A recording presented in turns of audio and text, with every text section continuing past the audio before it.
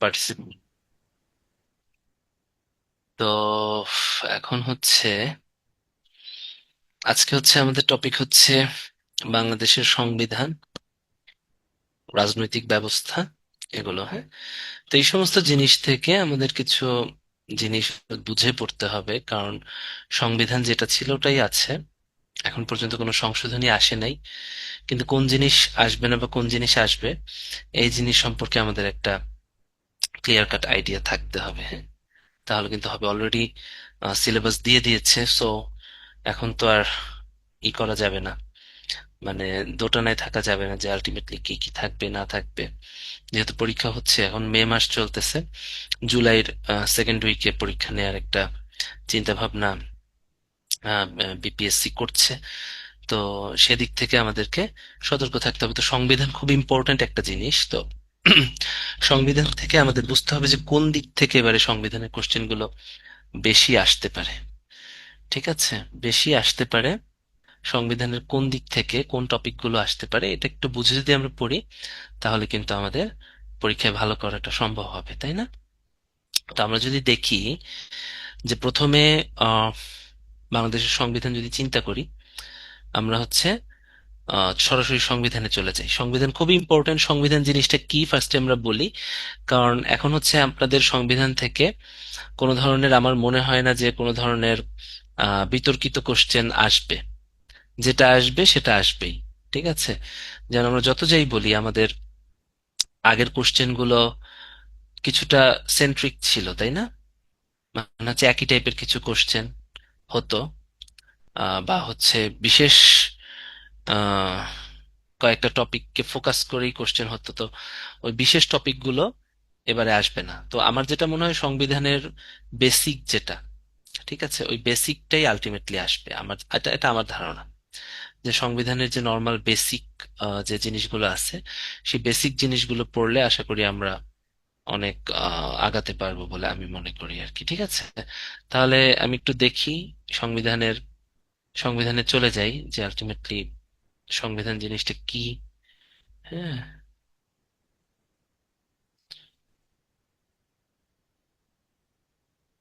প্রথমে দেখি সংবিধান কি। সংবিধান হচ্ছে একটা রাষ্ট্রের সর্বোচ্চ আইন, যে আইনের বলে সকল ধরনের আইন, অন্যান্য আইন এবং বিধিবিধান তৈরি হয়। ঠিক আছে, তাহলে একটা রাষ্ট্রের সর্বোচ্চ আইন যেটা আছে, ঠিক আছে, একটা রাষ্ট্রের সর্বোচ্চ আইন যেটা আছে সেটাই হচ্ছে সংবিধান। সেই সংবিধান আপনাকে গাইড করবে যে অন্যান্য আইন বা বিধিবিধান কেমন হবে। ঠিক আছে, তাহলে একটু দেখি সংবিধান। বাংলাদেশের সংবিধানে ভাগ হচ্ছে 11টা, তাই না? বাংলাদেশ সংবিধানে ভাগ 11টা। এই ভাগ 11টার মধ্যে প্রজাতন্ত্র, রাষ্ট্র পরিচালনার মূলনীতি, মৌলিক অধিকার, নির্বাহী বিভাগ, আইনসভা, বিচার বিভাগ, নির্বাচন, তাই না? এটা হচ্ছে নির্বাচন কমিশন, নির্বাচন না, মহাহিসাব নিরীক্ষক ও নিয়ন্ত্রক, বাংলাদেশের কর্ম কমিশন, সংবিধান সংশোধন, আর হচ্ছে বিবিধ। এই 11 ভাগ নিয়ে একটা সংবিধান গঠিত। এবার আসলে সংবিধান জিনিসটা কি, এটা একটু আমাদেরকে ফার্স্টে বুঝতে হবে। হোয়াট ডু মিন বাই সংবিধান? ঠিক আছে, সংবিধান জিনিসটা হচ্ছে, আমি একটা বললাম, একটা রাষ্ট্রের সর্বোচ্চ আইন, যে আইনের বলেই অন্যান্য আইন এবং বিধিমালা তৈরি হয়, সেগুলোই হচ্ছে গিয়ে সংবিধান। তাহলে একটা সংবিধান হচ্ছে দেশের সর্বোচ্চ আইন। এখন আসেন আমরা কয়েকটা কথা বলি যে বাংলাদেশের সংবিধান মানে পৃথিবীতে সংবিধান কয় প্রকার। আমরা বলি যে দুই প্রকার, একটা হচ্ছে লিখিত আর একটা হচ্ছে কি, একটা হচ্ছে লিখিত আর একটা কি বলেন? উল্লেখিত। অলিখিত, তাই না? এখন এই লিখিত আর অলিখিতর ভিতরে ব্যাপারটা কি? দুইটাই তো লেখা, তাই না? তাহলে অলিখিত কি? দুইটা সংবিধানই তো লেখা। আপনি যদি বলেন যে ইউকের সংবিধান বা নিউজিল্যান্ডের সংবিধান, এটা হচ্ছে অলিখিত সংবিধান বলা হয়, বা সৌদি আরবের সংবিধান, এগুলোকে অলিখিত সংবিধান বলা হয়। কিন্তু ইউকের যে ম্যাগনা কার্টা, বাইবেল, এগুলো ওনাদের সংবিধান, তাই না? কেএসএ বা কিংডম অফ সৌদি আরবিয়াতে হচ্ছে কুরআন হাদিস হচ্ছে সংবিধান। তাহলে এগুলো কি লিখিত না? লিখিত তো। তাহলে কেন আমরা লিখিত আর অলিখিত বলতেছি, এটা একটু বলি, ঠিক আছে? লিখিত সংবিধান হচ্ছে, আগে বলি অলিখিত সংবিধান কি। অলিখিত সংবিধান হচ্ছে সেই সমস্ত সংবিধান, একটু মনে রাখার চেষ্টা করেন, শোনার চেষ্টা করেন।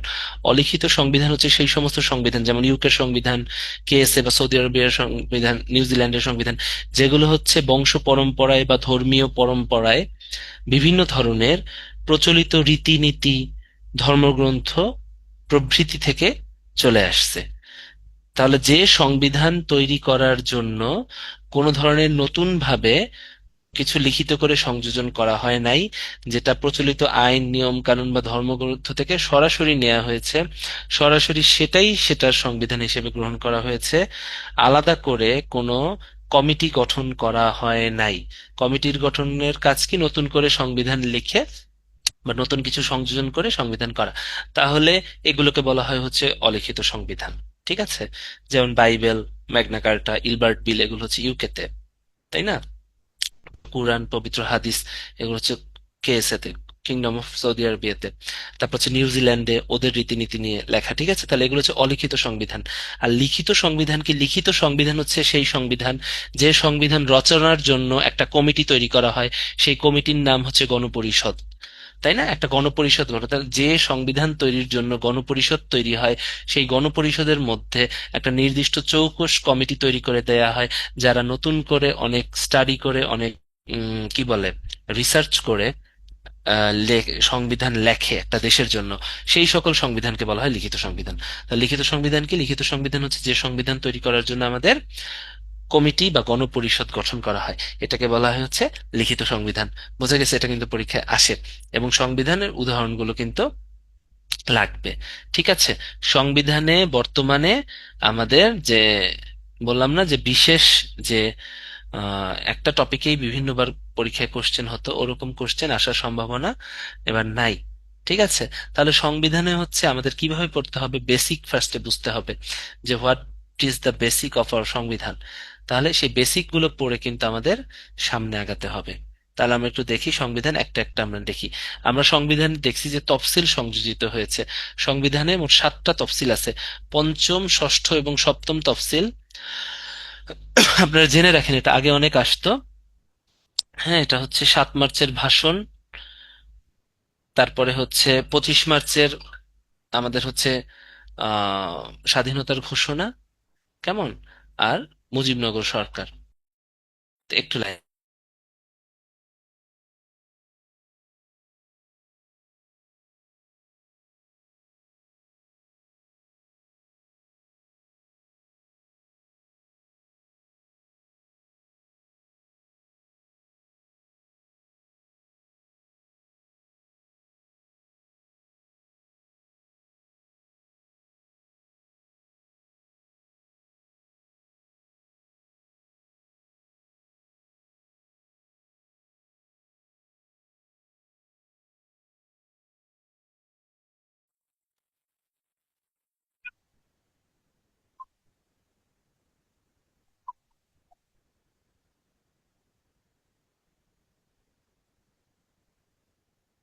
ঠিক আছে, তাহলে কি হলো সংবিধানে? তাহলে এখন হচ্ছে, এবার আমি যেটা মনে করি, তফসিল হচ্ছে আগে হচ্ছে 5, 6, 7 বেশি আসতো, এবারে যদি আসে ছয়, ষষ্ঠ তফসিলটা আসতে পারে, কারণ 25 মার্চ স্বাধীনতা, এটাকে তো অবশ্যই। ভাইয়া, আসসালামু হ্যাঁ, আলাইকুম ভাইয়া। এটা আগের গুলো শুনতে পাই নাই। আগে মানে আমি মোটামুটি 2-3 মিনিটের মধ্যে শোনা যায়।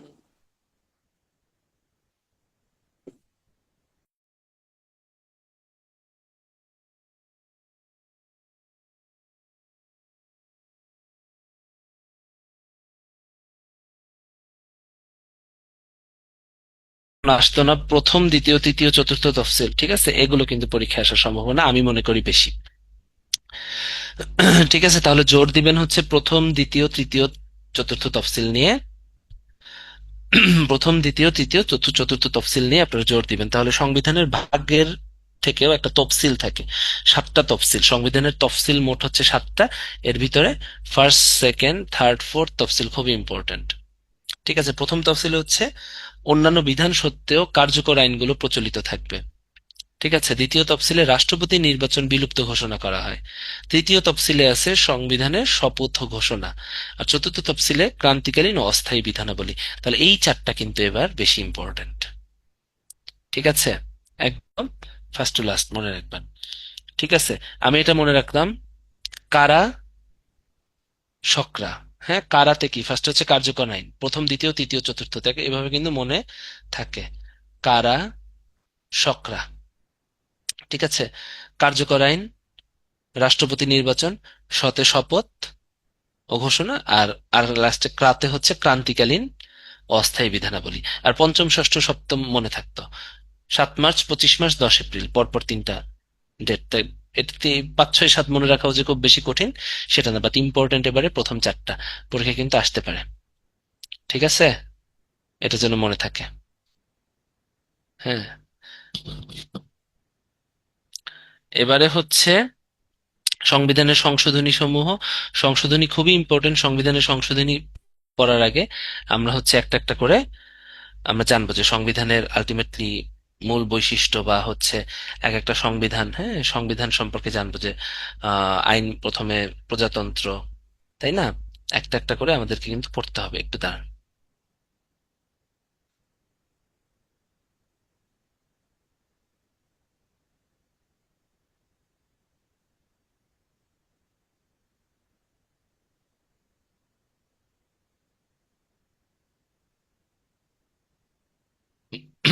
একটু দাঁড়ান। ভাইয়া, প্রথম হ্যাঁ, তফসিলের মানেটা কি? কোনটা? প্রথম তফসিল। প্রথম তফসিল যেটা, হুম, প্রথম তফসিল যেটা, প্রথম তফসিল হচ্ছে অন্যান্য বিধান সত্ত্বেও বিভিন্ন ধরনের আইন আছে না আমাদের প্রচলিত আইন, ওইগুলো প্রচলিত থাকবে। বোঝা গেছে? এটা একটু মনে রাখতে হবে, হ্যাঁ।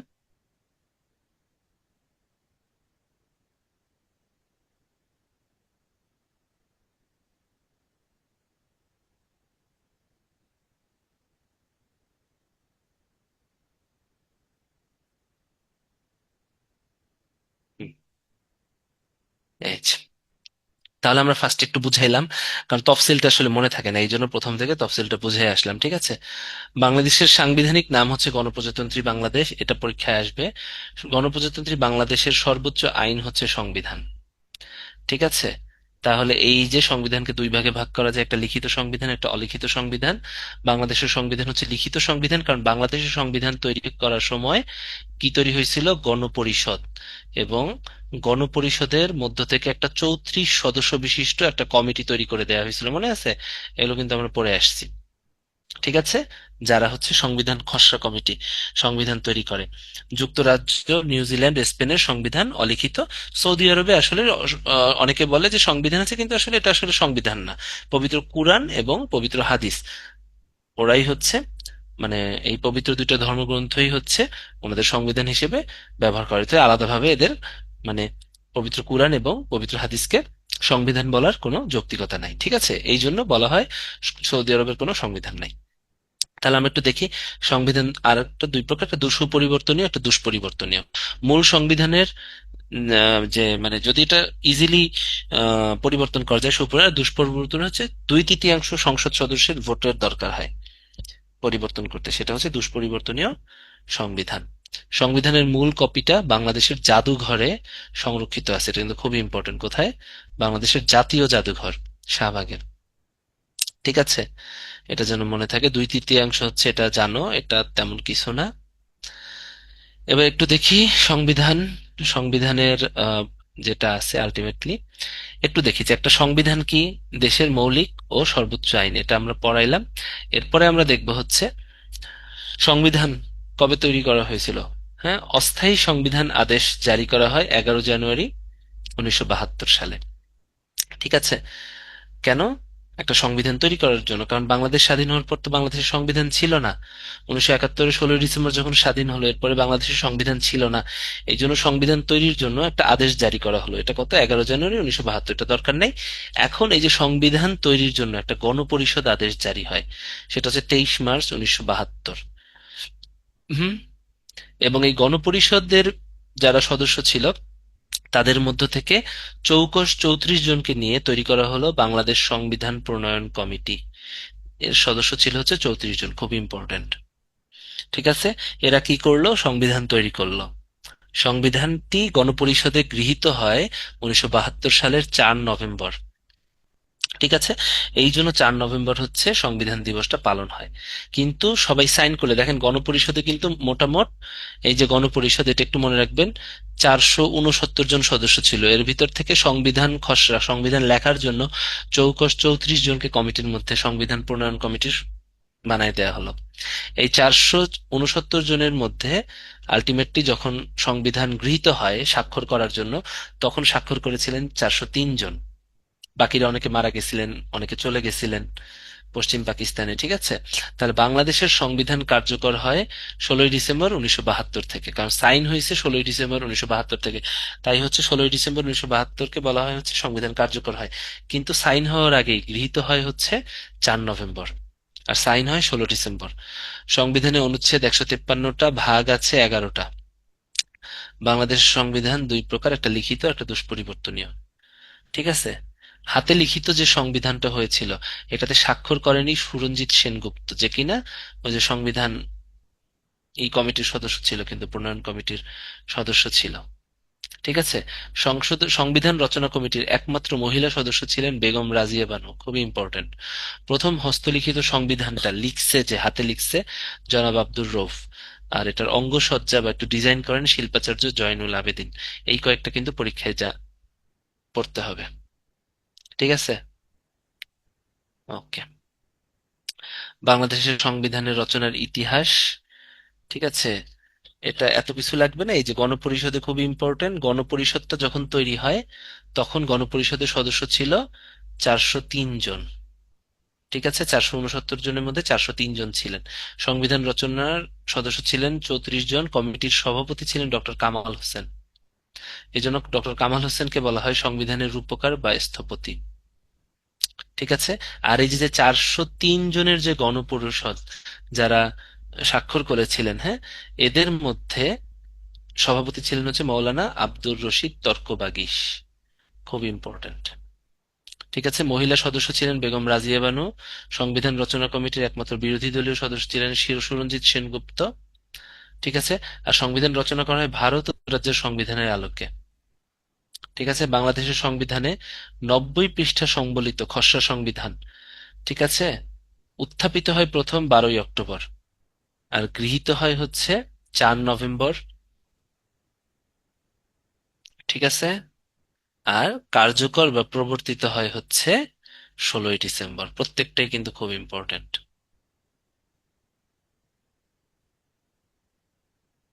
বাংলাদেশে প্রথম যে হস্তলিখিত সংবিধানটা, খসড়া ছিল 90 পৃষ্ঠার। ঠিক আছে, খসড়া, এটা মনে রাখবেন, খসড়াটা 90 পৃষ্ঠার, কিন্তু মেইন যে সংবিধান ওটা কিন্তু 93 পাতার, খুব ইম্পর্টেন্ট। এগুলো আসে হস্তলিখিত সংবিধানের লেখক ছিলেন শিল্পী আব্দুর রউফ, আর অঙ্গ সংস্থান করেন, অঙ্গসজ্জা করেন শিল্পাচার্য জয়নুল আবেদিন।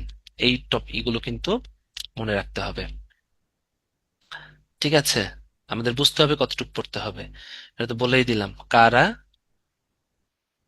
সকরা, শপথ হচ্ছে তৃতীয়, আর ক্রান্তিকালীন ও অস্থায়ী বিধানাবলী চতুর্থ তফসিলে আছে। সংবিধানের মূলনীতি, এটা পড়ার আগে আমরা পুরোপুরি সংবিধান পড়তে যাই, আস্তে আস্তে আমরা পারবো। ঠিক আছে,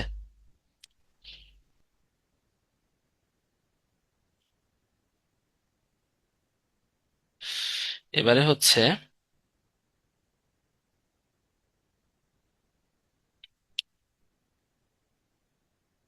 সংবিধানের প্রত্যেকটা ভাগ। প্রথম ভাগটা খুবই ইম্পর্টেন্ট। ঠিক আছে, প্রথম ভাগ থেকে দ্বিতীয় ভাগ, তৃতীয় ভাগ, যদি মনে করেন কিছু পড়তে হবে, প্রথম, দ্বিতীয়, তৃতীয় ভাগ একদম পড়ে ফেলেন, খুব ইম্পর্টেন্ট। হ্যাঁ, একটু দাঁড়ান লাইন।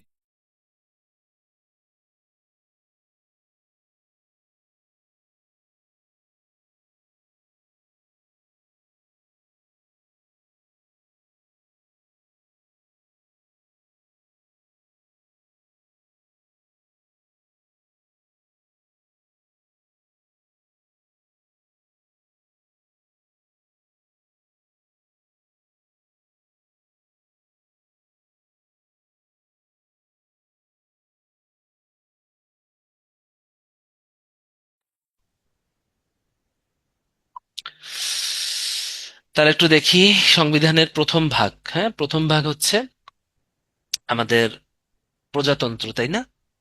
এটা খুবই ইম্পর্ট্যান্ট। হুম, খুব খুব খুব ইম্পর্ট্যান্ট প্রত্যেকটা। তাহলে আমরা প্রথম ভাগ দেখি। প্রথম ভাগে অনুচ্ছেদ আছে হচ্ছে, খুব ইম্পর্ট্যান্ট এই অনুচ্ছেদগুলো, 1 থেকে 12টা। এই অনুচ্ছেদগুলো আমাদের পড়তে হবে।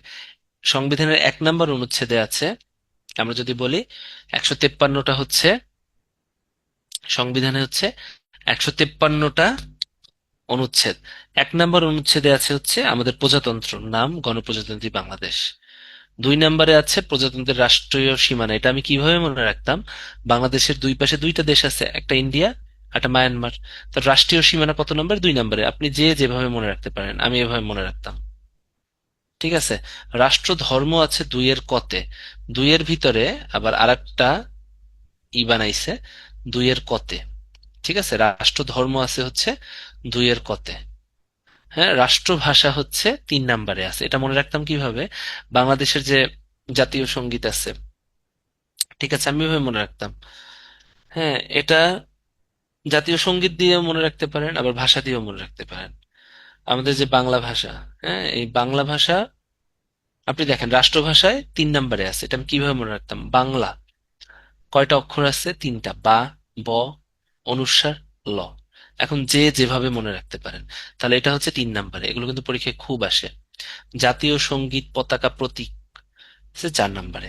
5 নম্বরে আছে হচ্ছে রাজধানী। এটা মনে রাখতাম কারণ ঢাকা, এটা আমি মনে রাখতাম ঢাকা মোট 5 বার রাজধানী হয়েছিল কিন্তু। ঠিক আছে, ঢাকা কিন্তু মোট 5 বার রাজধানী হয়। খুব ইম্পর্টেন্ট। ঠিক আছে। তাহলে প্রজাতন্ত্র 2 নম্বরে, প্রজাতন্ত্রের রাষ্ট্রীয় সীমানা। 2-এর কতে হচ্ছে রাষ্ট্র ধর্ম। 3-এ রাষ্ট্রভাষা। 4-এ জাতীয় সঙ্গীত, পতাকা, প্রতীক। 5-এ রাজধানী। 6 নম্বরটা খুবই ইম্পর্টেন্ট। 6 নম্বরটা পরীক্ষায় বারবার আসে। 6-এর 2 অনুসারে বাংলাদেশের নাগরিকগণ বাংলাদেশী হিসেবে প্রচলিত হবে। ঠিক আছে। আর 7 নম্বরে হচ্ছে সংবিধানের প্রাধান্য। সংবিধানের প্রাধান্য তো প্রথম ভাগে কিন্তু এই 1 থেকে 7 পর্যন্তই আছে। প্রথম ভাগ যে প্রজাতন্ত্র, হ্যাঁ, এই প্রজাতন্ত্রে কিন্তু আলটিমেটলি 1 থেকে 7 পর্যন্তই আছে। প্রত্যেকটা ইম্পর্টেন্ট। 7 নম্বরে সংবিধানের প্রাধান্য, কিন্তু বেশি ইম্পর্টেন্ট হচ্ছে ওই 1 নম্বরে কি আছে, 2 নম্বরে রাষ্ট্রীয় সীমানা। আমি কিন্তু মনে করাই দিলাম, আশা করি মনে থাকবে। সংবিধান কিন্তু এভাবে মনে মনে করে পড়তে হবে। 3 নম্বরে রাষ্ট্রভাষা বাংলা। বাংলাতে 3টে ওয়ার্ড, বা, অনুস্বার, লা। তাহলে এটা হচ্ছে 3 নম্বরে আছে, এটা যেন মনে থাকে। এভাবে কিন্তু টেকনিক গুলো আপনার পড়তে হবে। ঠিক আছে। ভয়েস ভলিউম তো একদম বাড়ানো। এটা আর কত বাড়াবো? ভলিউম কি বাড়ানো না? জি ভাইয়া ঠিক আছে। এই যে দেখেন, আমি তো দিলাম তো হাইয়েস্ট ভলিউমেই সম্ভবত। এই যে দেখেন, একটু কম ছিল, তাও বাড়াই দিস। ঠিক আছে।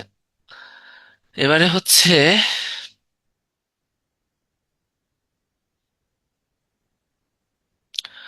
গেল, এবারে হচ্ছে প্রজাতন্ত্র গেল। প্রজাতন্ত্রের পরে হচ্ছে মনে রাখতে হবে রাষ্ট্র পরিচালনার মূলনীতি। রাষ্ট্র পরিচালনার মূলনীতি 8 থেকে 25, খুবই ইম্পর্টেন্ট, এখান থেকে পরীক্ষায় আসবেই। ঠিক আছে, কিছু পড়েন আর না পড়েন। আর রাষ্ট্র পরিচালনার মূলনীতিগুলো আছে হচ্ছে 8 নম্বরে। হ্যাঁ, 8 নম্বরে বলা আছে রাষ্ট্র পরিচালনার মূলনীতিগুলো দেয়া আছে। এরপরে 9 থেকে হচ্ছে এই রাষ্ট্র পরিচালনার প্রধান মূলনীতি হচ্ছে 4টা। 8 নম্বরে বলা আছে কি কি, এভাবে মনে রাখবা। জাসগত, জাতীয়তাবাদ, সমাজতন্ত্র, গণতন্ত্র, ধর্মনিরপেক্ষতা। ঠিক আছে। তাহলে কত? 9, 10, 11, 12, কারণ এখান থেকে পরীক্ষায় খুব আসে। জাসগত, আমি এভাবে মনে রাখতাম জাস্ট গাধা। তাহলে জাতে কি? জাতীয়তাবাদ। সতে সমাজতন্ত্র, তাই না? জাস্ট এভাবে যে যেভাবে মনে রাখতে পারো। গাধা মনে রাখতাম, মানে এটা মনে রাখার জন্য বলতাম। গতে হচ্ছে গণতন্ত্র, মানবাধিকার। আর ধতে হচ্ছে ধর্মনিরপেক্ষতা। এটা জাস্ট মনে রাখার জন্য আমি কিন্তু এভাবে মনে রাখতাম। জাস্ট টেকনিক গুলো বললাম। ঠিক আছে, তোমরা অন্যভাবে মনে রাখতে পারো, যাসগঞ্জ দিয়ে মনে রাখতে পারো, আমি জাস্ট গাধা দিয়ে মনে রাখতাম, এরকম হঠাৎ মনে হতো, কারণ এই 9, 10, 11, 12 পরীক্ষা খুব আসে, এভাবে টেকনিক গুলো পড়তে হবে। ঠিক আছে, 11, 12। এবার হচ্ছে 13, 14, 15, এখানে কি 8 থেকে 25 পর্যন্ত ছিল, তাই না? প্রত্যেকটা ইম্পর্টেন্ট। ঠিক আছে। 15 নাম্বার, মৌলিক প্রয়োজনের ব্যবস্থাটা খুব ইম্পর্টেন্ট। মৌলিক প্রয়োজনের ব্যবস্থা খুব খুব খুব ইম্পর্টেন্ট, হ্যাঁ। মৌলিক প্রয়োজনের ব্যবস্থা, এর ভিতরে বিভিন্ন ধরনের ভাতা আছে, এই যে বিধবা ভাতা, হ্যাঁ, তারপরে হচ্ছে এই যে সমাজ সেবা থেকে যে ভাতাগুলো দেয়, ঠিক আছে, এই ভাতাগুলো কিন্তু মৌলিক প্রয়োজনের ব্যবস্থার মধ্যে আছে, ভাতার ব্যবস্থা করা। এবারে হচ্ছে 18তে হচ্ছে জনস্বাস্থ্য ও নৈতিকতা। এটা যেহেতু ডাক্তার এখানে আসতে পারে। হ্যাঁ, 19 নাম্বার খুবই ইম্পর্টেন্ট, সুযোগের সমতা। 19 নাম্বারে সুযোগের সমতা, সুযোগের সমতা, সুযোগের সমতা খুব আসে। অন্যগুলো পড়বা। 13 নাম্বার যদি মনে রাখতে পারো, মালিক মালিকানার নীতি, কৃষক শ্রমিকের মুক্তি। 16 নাম্বারে গ্রাম, গ্রামীণ উন্নয়ন ও কৃষি বিপ্লব। হ্যাঁ, কৃষি বিপ্লবটা আসতে পারে, যেহেতু কৃষি আমাদের খুবই ইম্পর্টেন্ট। বাধ্যতামূলক শিক্ষাটা মনে রাখতে পারো, অবৈতনিক ও বাধ্যতামূলক শিক্ষা।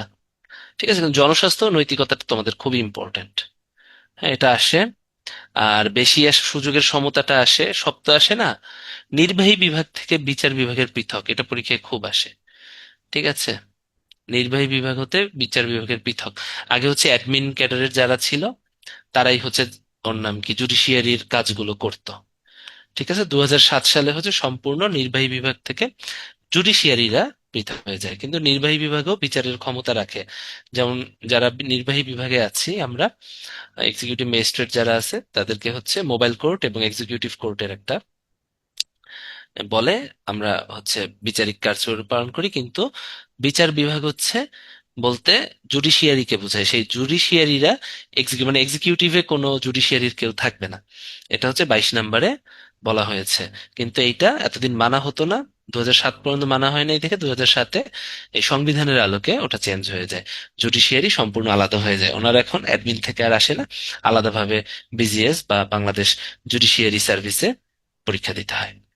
ঠিক আছে, তাহলে নির্বাহী বিভাগের বিচার প্রক্রিয়া এবং জুডিশিয়ারি বা বিচারিক বিভাগের বিচার ব্যবস্থা কিন্তু সম্পূর্ণ ভিন্ন। তাহলে নির্বাহী বিভাগ থেকে বিচার বিভাগ পৃথক হতে হবে। ঠিক আছে, এটা হচ্ছে 22 নাম্বারে বলা আছে। 23 নাম্বারে জাতীয় সংস্কৃতি ও জাতীয় সংস্কৃতি, এটা খুব ইম্পর্ট্যান্ট, যে বাংলাদেশ, সেটা খুব ইম্পর্টেন্ট, আসতে পারে জাতীয় সংস্কৃতি, আসতে পারে। 24-এ বাংলাদেশের স্মৃতি নিদর্শন ও জাতীয় স্মৃতি নিদর্শন, যে প্রকৃতি মানে কি বলে মনুমেন্ট বা স্তম্ভ এগুলো আছে, এগুলো সংরক্ষণ করতে হবে। 25 নাম্বারটা খুব ইম্পর্টেন্ট, বাংলাদেশ সবসময় আন্তর্জাতিক শান্তি, ইন্টারন্যাশনাল শান্তি, আন্তর্জাতিক শান্তি নিরাপত্তা, ঠিক আছে, ইন্টারন্যাশনাল পিস যেটা আছে এটা কিন্তু বজায় রাখবে। তো তোমাদের কিন্তু সব থেকে ইম্পর্টেন্ট, নির্বাহী বিভাগ থেকে বিচার বিভাগ পৃথক, এটা আসতে পারে, কারণ এই ইতিহাসটা জানা দরকার। সুযোগের সমতাটা অনেক আসে, জনস্বাস্থ্য নৈতিকতা আসে, এই কয়েকটা ফার্স্টে মুখস্থ করো, তারপর দেখবে আস্তে আস্তে অন্যগুলো মুখস্থ হয়ে যাবে। ঠিক আছে, বোঝা গেছে? আচ্ছা, আমি একটু ভিডিও অন করি, তোমাদের তো আমি কখনো, আমাকে তো আপনারা কখনো দেখেন না, একটু দেখেন। হুম, ঠিক আছে। কে পড়ায়, কি পড়ায়, দেখা উচিত না? সেজন্য আপনাদের সাথে একটু ভিডিও কলে কথা বলি, হ্যাঁ।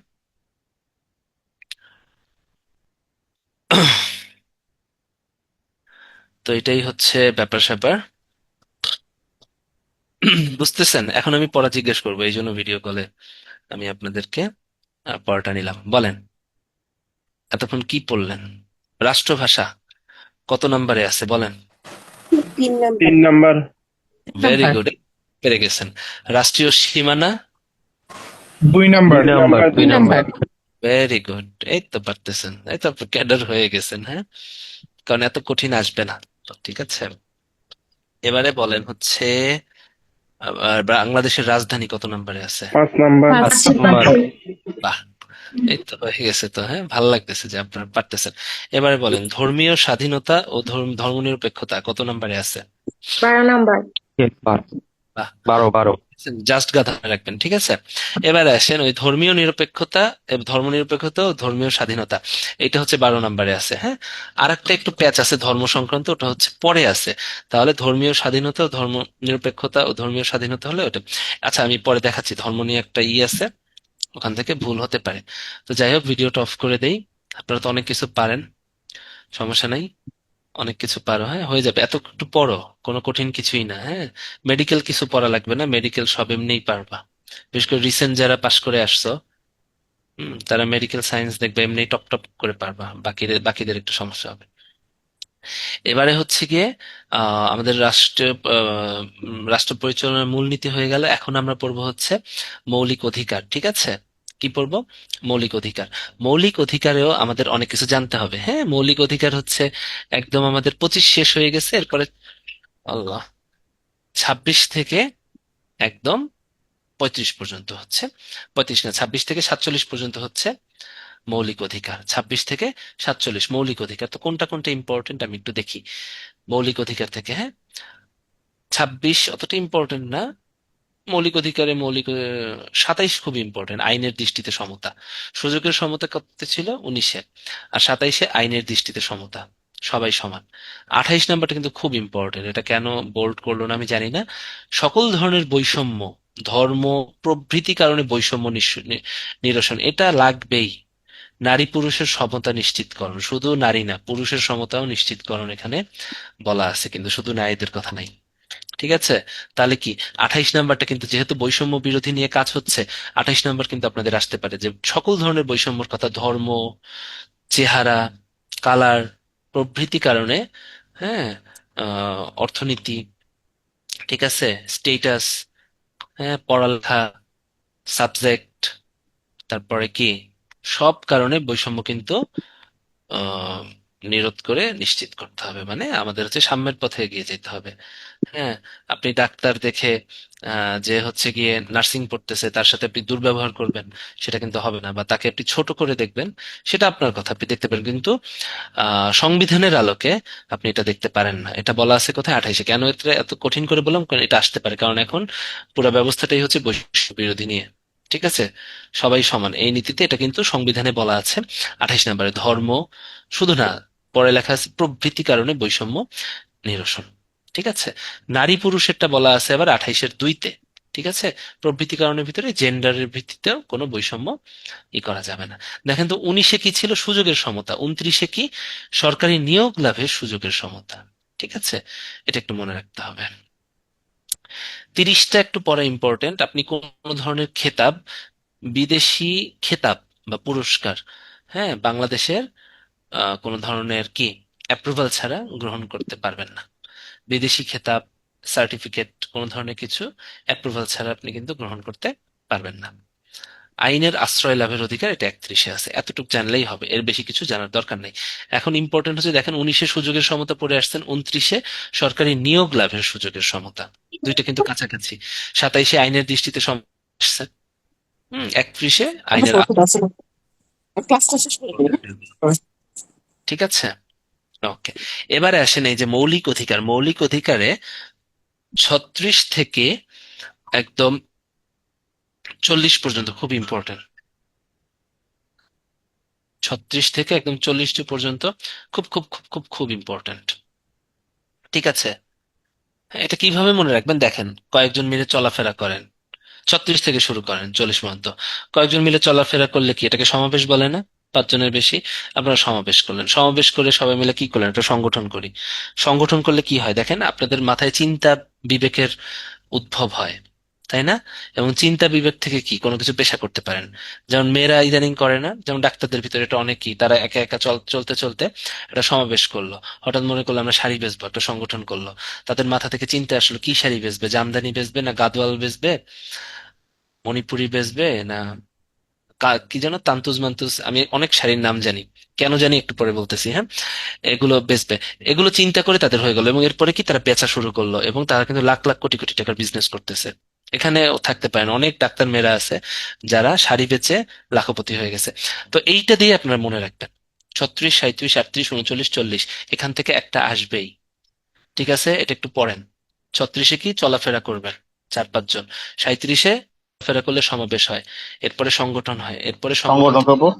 বুদ্ধি টুদ্ধি হয়, বুদ্ধি টুদ্ধি চিন্তা ভাবনা হয় 39, এরপর হচ্ছে পেশা হয়, তাই না? একটা পেশা তৈরি করে ফেলেন চিন্তা বিবেক থেকে, ঠিক আছে? এবং এই চিন্তা ও বিবেকের স্বাধীনতা, এটার সাথেই আছে বাক স্বাধীনতা। তাহলে কি আমরা এখন কি বলি? আমরা মত প্রকাশের অধিকার না, আমরা এই বৈষম্য বিরোধী আন্দোলনের ফলে কি সবাই মত প্রকাশের স্বাধীনতা চাচ্ছি?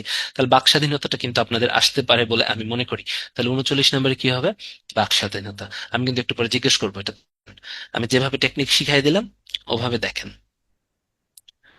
ঠিক আছে?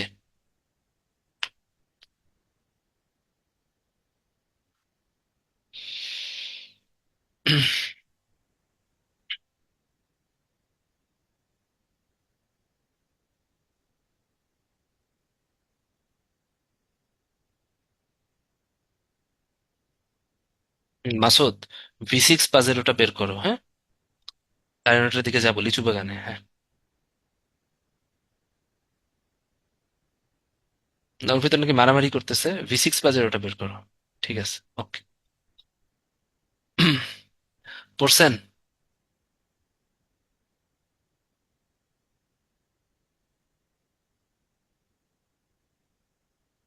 এই আমি এখন জিজ্ঞেস করবো।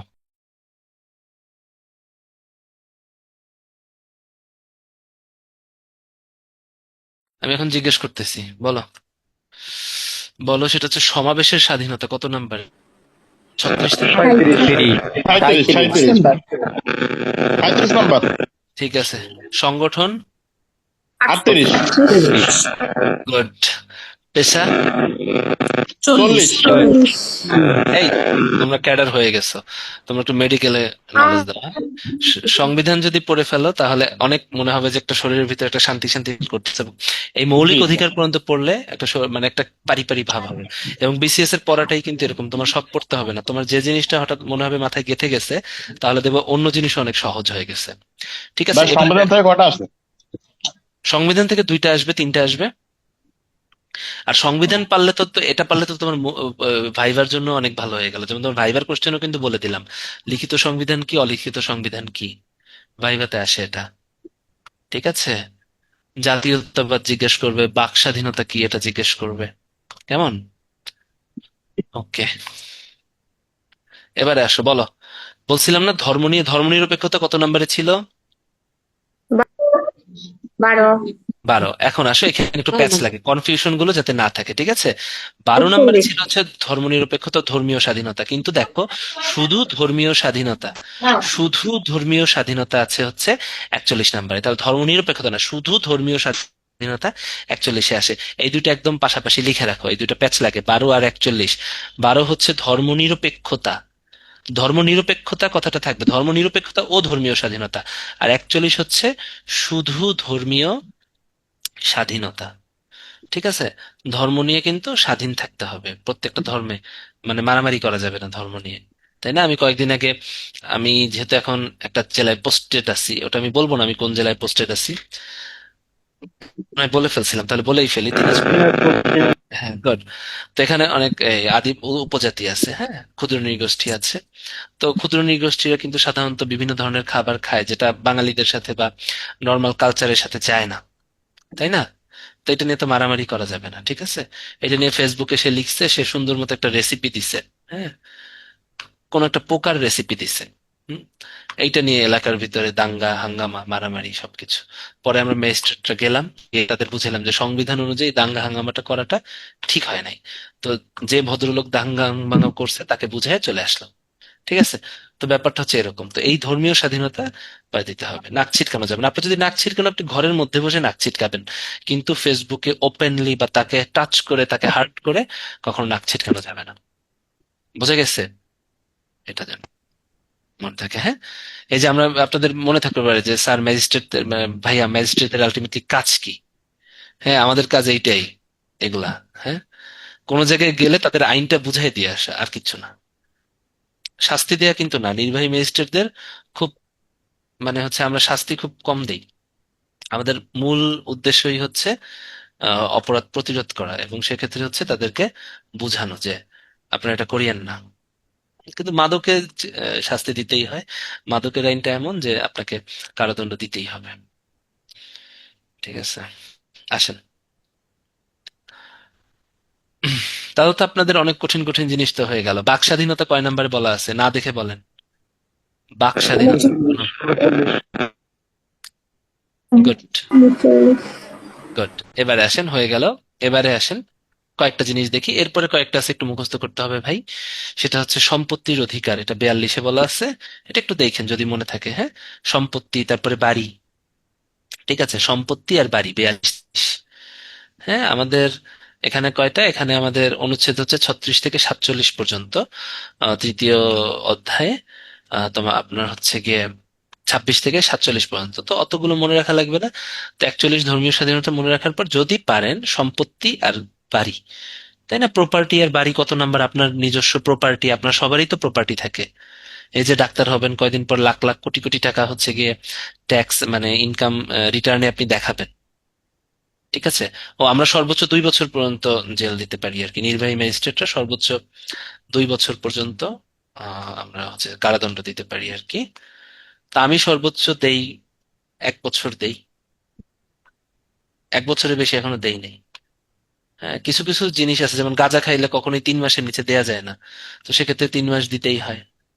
তারপরে বুপ্রেনরফিন যেটা নেয় ইনজেক্টেবল, হসপিটালের ভিতরে নেয় না অনেকেই, ওইটা ওইটা নিলেও 3 মাসের নিচে দেয়া যায় না।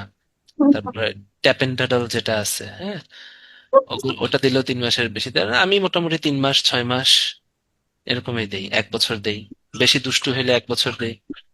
আবার যদি দেখি যে না একটু ভালো আছে, পোলাইট আছে, তাকে 3 মাস দেই।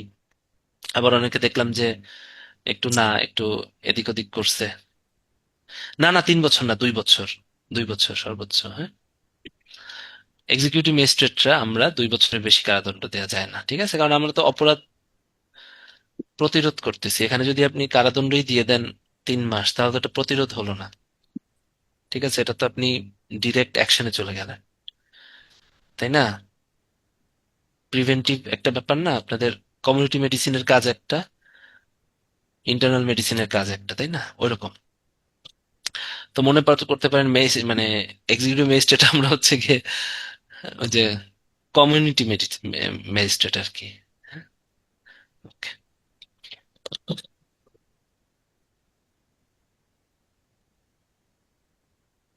কিন্তু এটাতে ইম্প্যাক্টটা বেশি পড়ে আর কি, বুঝতে পারছেন? ম্যাজিস্ট্রেটদের আরেকটা কাজ হচ্ছে কোনো জায়গায় গিয়ে হচ্ছে আপনাদের হচ্ছে জায়গার পরিস্থিতির নিয়ন্ত্রণ করা। হ্যাঁ, এটা আমি জানি না কোন কারণে, এটা আপনাদেরকে আপন মনে করে দেখে বলতেছি। সেটা হচ্ছে হয়তোবা একটা ট্রেডিশন।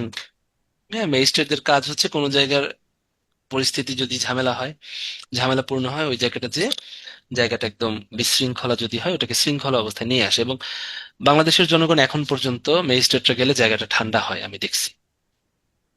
আমি অন্য সার্ভিসকে আমি বলতেছি না, তারা তাদের মতো হয়তো বা করে, সেটা আমি দেখেছি অথবা কখনো দেখিনি, কিন্তু আমি অন্য ম্যাজিস্ট্রেটদের কথাও বলতেছি না। কিন্তু আমি দেখছি যে অনেক বড় বড় গন্ডগোলে যখন আমরা কিছু নাই, যে গাড়ি থেকে জাস্ট নামি, দেখি যে জায়গাটা খুব পরিস্থিতির নিয়ন্ত্রণে চলে যায়। তো এটা একটা, আমি মনে করি যে আমাদের একটা উম, ঐতিহ্য বা একটা ট্রেডিশন আর কি। তো এই জন্যই হয়তো বা ম্যাজিস্ট্রেটদের লাগে অনেক জায়গায়। আসেন, গলা শুকিয়ে গেছে, একটু পানি খেয়ে নি। বাট ডাক্তার থেকে ম্যাজিস্ট্রেসিতে আইসা এর থেকে বালাই আর নাই, বুঝছেন?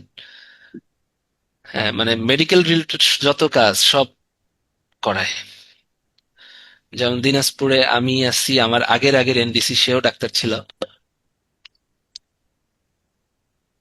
আমরা ওই যে পোস্টমর্টমের আগে, অটোপসির আগে যত সুরতহাল আছে, হ্যাঁ, ওগুলো সবগুলো হচ্ছে আমাদের করতে হয়। ইনকোয়েস্ট না সুরতহাল, হ্যাঁ, সব করতে এত ম্যাজিস্ট্রেট থাকতে আমাদের পাঠায়।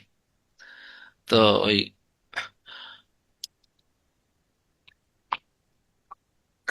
ফরেন্সিকে যাইতে যাইতে আমার এখন মানে নিজের মনে হয় যে না, আমি মনে ফরেন্সিক ডাক্তার। এত গেছি। আগে পোস্টিং ছিল, আমি আগে সুনামগঞ্জ ছিলাম, সুনামগঞ্জ চাকরি করছি, ওখানেও ফরেনসিক। হ্যাঁ, ওখানে তো ওখানে মেডিকেল কলেজটায় এখনো ফরেনসিক ডিপার্টমেন্ট হয় নাই। সদর হাসপাতালে হচ্ছে ওনাদের ফরেনসিক ডিপার্টমেন্ট। ওখানে যাইতে যাইতে অবস্থা মানে আমার মনে হইতো যে আমি ফরেনসিকের কেউ। হ্যাঁ, এত যাওয়া লাগতো।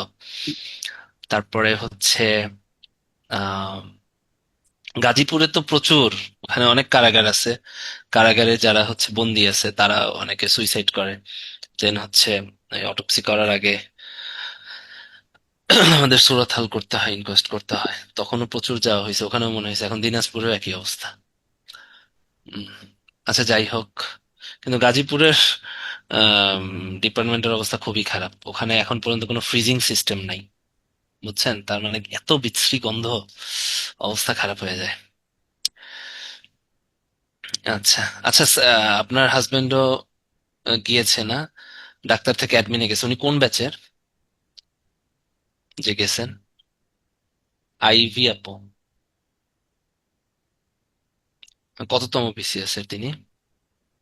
একটু গল্প করি, 2 মিনিট গল্প করি, তারপরে পানি টানি খাই, তারপরে আপনাদের সাথে গল্প করি, হ্যাঁ?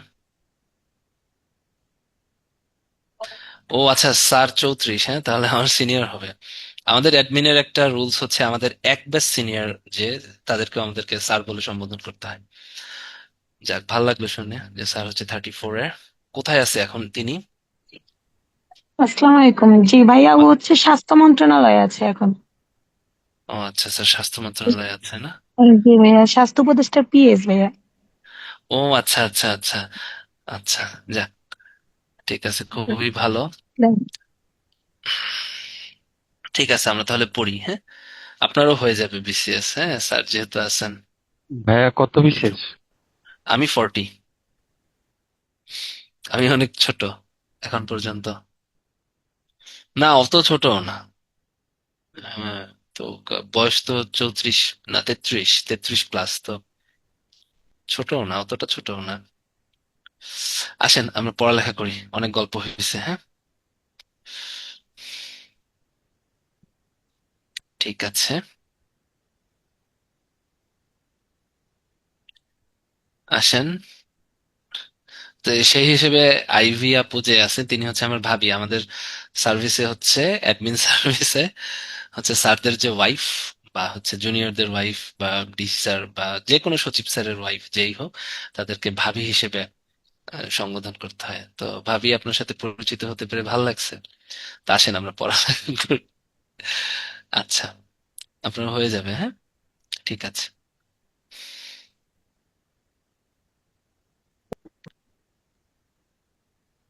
কি যেন পড়তেছিলাম, ভুলে গেছি। এই গল্প শেষ, এখন পড়ি, হ্যাঁ? এবারে আরেকটা জিনিস আছে, এই যে ধর্মীয় স্বাধীনতা যেটা বললাম, সেটা হচ্ছে 44তম, মানে কি 41-এ আছে, তাই না? আর ধর্মনিরপেক্ষতা হচ্ছে 12-তে। এবারে আসেন আরেকটা জিনিস একটু দেখাই, সেটা হচ্ছে মৌলিক অধিকার বলবৎকরণ। মৌলিক অধিকার বলবৎকরণ ব্যাপারটা কি একটু বলি। সেটা হচ্ছে, আপনার মৌলিক অধিকার যদি লঙ্ঘিত হয়, তাহলে আপনি হাইকোর্টে রিট করতে পারবেন। ঠিক আছে, যে কোনো মৌলিক অধিকার এই হলে আপনি হাইকোর্টে রিট করতে পারবেন। যেমন এখন এখানে একজন কথা বলতেছে, হ্যাঁ, সুন্দর করে কথা বলতেছে আমার সাথে। আমি এখন তাকে ফাপড় নিয়ে বললাম, না তুমি এখন এখানে কথা বলতে পারবে না, কারণ তোমার এখনো বিসিএস হয় নাই। ঠিক আছে, আমি এখানে বিসিএস ক্যাডার, আমি শুধু কথা বলবো। এরকম কোনো কথা যদি আমি এখন এখানে বলে থাকি, ঠিক আছে, এরকম কথা যদি আমি এখন এখানে বলে থাকি, তাহলে আপনি কিন্তু ওইটা রেকর্ড নিয়ে ইসে দিয়ে দিতে পারবেন যে ওখানে একজন বিসিএস ক্যাডার আমাকে কথা বলতে দেয় নাই। ঠিক আছে, বুঝতে পারছেন? তাহলে কি আপনার বাক স্বাধীনতা যদি কখনো কেউ খর্ব করে, আপনি কিন্তু সরাসরি হাইকোর্টে যে মামলা করতে পারবেন। রুজু করা, হ্যাঁ, রিট করা, এগুলো কিছুই না, এগুলো মানে হচ্ছে মামলা করা। আপনি ওখানে যে অভিযোগটা দায়ের করে আসতে পারবেন। ঠিক আছে, মনে করেন যে আপনি সমাবেশ করতে যাচ্ছেন, আপনি অনুমতি নিয়ে, যদি সেটা সত্যিকারের কজ হয়, হ্যাঁ, সেখানে যদি নিরাপত্তা বিঘ্নিত না হয়, আপনি ডেফিনেটলি সমাবেশ করতে পারবেন। আপনি যে কোনো সংগঠন করতে পারবেন, আপনি শাড়ি বেচতে পারবেন। ঠিক আছে, যদি তা আইনে কোনো বাধা না হয়। কিন্তু সবকিছু ঠিক থাকার পরেও যদি আপনাকে আইনে বাধা দেয়, তাহলে কিন্তু আপনি মৌলিক অধিকার বলবৎকরণের কথাটা 44 নম্বর অধ্যায়ে দেয়া আছে। ঠিক আছে, যে মৌলিক অধিকার বলবৎকরণ মানে মৌলিক অধিকারগুলোর একটা পাওয়ার থাকবে বা একটা শক্তি থাকবে, এটা বলা আছে 44-এ। তো ভাইয়া, এই যে মৌলিক অধিকারগুলো যদি আপনার রক্ষিত না হয়, তাহলে হচ্ছে আপনি 102 নম্বর অনুচ্ছেদে বলা আছে, তাহলে আপনি হাইকোর্টে রুজু করতে পারবেন। ঠিক আছে, এই মৌলিক অধিকার রক্ষিত না করা হতে পারে, তাহলে আপনি হাইকোর্টে রুজু বা হচ্ছে রিট করতে পারবেন। বোঝা গেছে? আমি কি বুঝাইতে পারছি? আমি মনে হয় বুঝাতে পারছি। ঠিক আছে? তাহলে এই যে মৌলিক অধিকার বলবৎকরণের দুইটা আছে এই দুইটাই কনফিউশন, একটা 44, একটা 102। তো 44-এ হচ্ছে 100 বলা আছে মৌলিক অধিকার বলবৎকরণ সম্পর্কে, আর 102-তে হচ্ছে বলা আছে যে আপনার যদি মৌলিক অধিকার লঙ্ঘিত হয় দেন আপনি রিট অ্যাপিল করতে পারবেন, রিট করতে পারবেন। বোঝা গেছে? তাহলে এই দুইটা কিন্তু প্যাচ, একটা 12, একটা 41, আর একটা হচ্ছে 44, একটা 102। আপনারা কি বুঝতে পারতেছেন? বুঝতে পারলে একটু চ্যাট বক্সে হ্যাঁ না লিখেন। সংবিধান তো অনেক কঠিন টপিক। আমি সর্বোচ্চ চেষ্টা করতেছি আপনাদেরকে, আমি যে মানে আপনাদেরকে পড়ানো বা জ্ঞান দেওয়ার মতো সক্ষমতা আমার নাই। আমি অতটা সক্ষম নই, বিকজ আমি আপনাদের মতোই একজন ছাত্র, বিসিএস একটা চাকরি মাত্র। এখানে তো জ্ঞান দেখানোর কিছু না, আমি খালি আমি যেটা শিখছি বা আমি যেভাবে মনে রাখছি ওইটা আপনাদেরকে শেয়ার করা, তাই না? এখানে কি কিছু আছে? এটা এটা জানলে কি আপনি অনেক ব্রিলিয়ান্ট হয়ে গেলেন নাকি? এটা তো মনে করেন অনেকে সারাদিন যারা পেপার পড়ে সেও এগুলো অনেক কিছু জানবে, তাই না? তাহলে তাহলে ব্যাপারটা হচ্ছে জাস্ট আমার টেকনিকটা আপনাদেরকে একটু শেয়ার করতেছি আর কি। দেন ভাই হচ্ছে আরেকবার একটু বললেন। কি, কোনটা বলবো? 44 নাম্বার। 44 হচ্ছে ভাই, 44 আর 102 একই একই টাইপের দুইটা। 44-এ বলা আছে মৌলিক অধিকার বলবৎকরণ, মানে মৌলিক অধিকারগুলো অনেক পাওয়ারফুল, সেটা বলা আছে 44-এ। হ্যাঁ, আর মৌলিক অধিকার যদি লঙ্ঘিত হয়, আপনাকে যদি মৌলিক অধিকার আপনার যেগুলো আছে, এখানে অনেকগুলো মৌলিক অধিকার আছে, চলাফেরা, চিন্তা ভাবনা, হ্যাঁ, এগুলো যদি আপনাকে কেউ লঙ্ঘন করে, আপনার বাকি কথা বলতে দিল না, ঠিক আছে, তখন আপনি সরাসরি হাইকোর্টে যে রিট করতে পারবেন। এটা বলা আছে 102-তে। তার মানে এই মৌলিক অধিকার আর মৌলিক অধিকার জনিত দুইটা 44-এও বলা আছে, 102-তেও বলা আছে। 44-এ শুধু বলা আছে যে বলবৎকরণের কথা, মানে মৌলিক অধিকারগুলো অনেক পাওয়ারফুল, ঠিক আছে? বলবৎ মানে কি, যেগুলো বল সম্পন্ন, পাওয়ারফুল, হ্যাঁ। আর এটা যদি লঙ্ঘিত হয় তাহলে আপনি সরাসরি যে হাইকোর্টে যে মামলা ঠুকে দিতে পারেন, এটা বলা আছে 102-তে। আমি কি বুঝাইতে পারছি?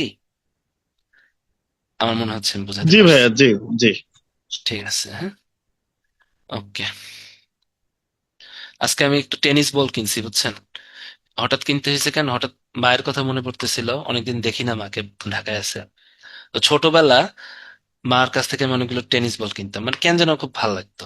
হ্যাঁ, ওরকম কিছু না যে এটা দিয়ে খুব খেলা হচ্ছে, ধুলা হচ্ছে, মানে কেন যেন, মানে একটা ওই যে অনেকগুলো, আমি জানি না, এই টেনিস বল গুলো ছোটবেলা কি হইতো, একসাথে 7-8টা ঝুলানো থাকতো না? এই টেনিস বল গুলো দেখেন, এই যে, জি জি জি। হ্যাঁ, 7-8টা ঝুলানো থাকতো। আমি কেন যেন কিছু হইলেই বলতাম যে ওইটা কিনে দাও, 16 টাকা দাম ছিল। আর তখন 16 টাকার অনেক মূল্য ছিল। মা অনেক সময় দিত, অনেক সময় দিত না। তো আজকে হঠাৎ খুব ফিল করতেছিলাম, তো মানে ছোটবেলা মনে পড়তেছিল, পরে টেনিস বলটা কিনছি। কেনার পরে খেলতে খেলতে কাদার ভিতরে চুপস, তারপরে ওটা হিসাবে ধুইছি, ধোয়ার পরে একদম অফিস থেকে এই পর্যন্ত ওই হাতে একটু টস টস করতেছি। ঠিক আছে, আসেন, কোথায় যেন ছিলাম? এটা এটা হয়ে গেল, হ্যাঁ, মৌলিক অধিকার এই এতটুকু যদি পড়ে ফেলেন তাহলে মনে করবেন যে সংবিধানের 90% আপনার পড়া শেষ। আমি কিন্তু কথা দিচ্ছি, সংবিধান যদি এতটুকু পড়েও যান, more than enough for your BCS. পরের গুলো আপনি একটু রিস্ক নিতেই পারেন, বাট রিস্ক নেওয়ার দরকার নেই, আমি জানিয়ে দিচ্ছি কতটুকু পড়তে হবে, ঠিক আছে? এবারে আসেন, এক একটা অনুচ্ছেদ আছে।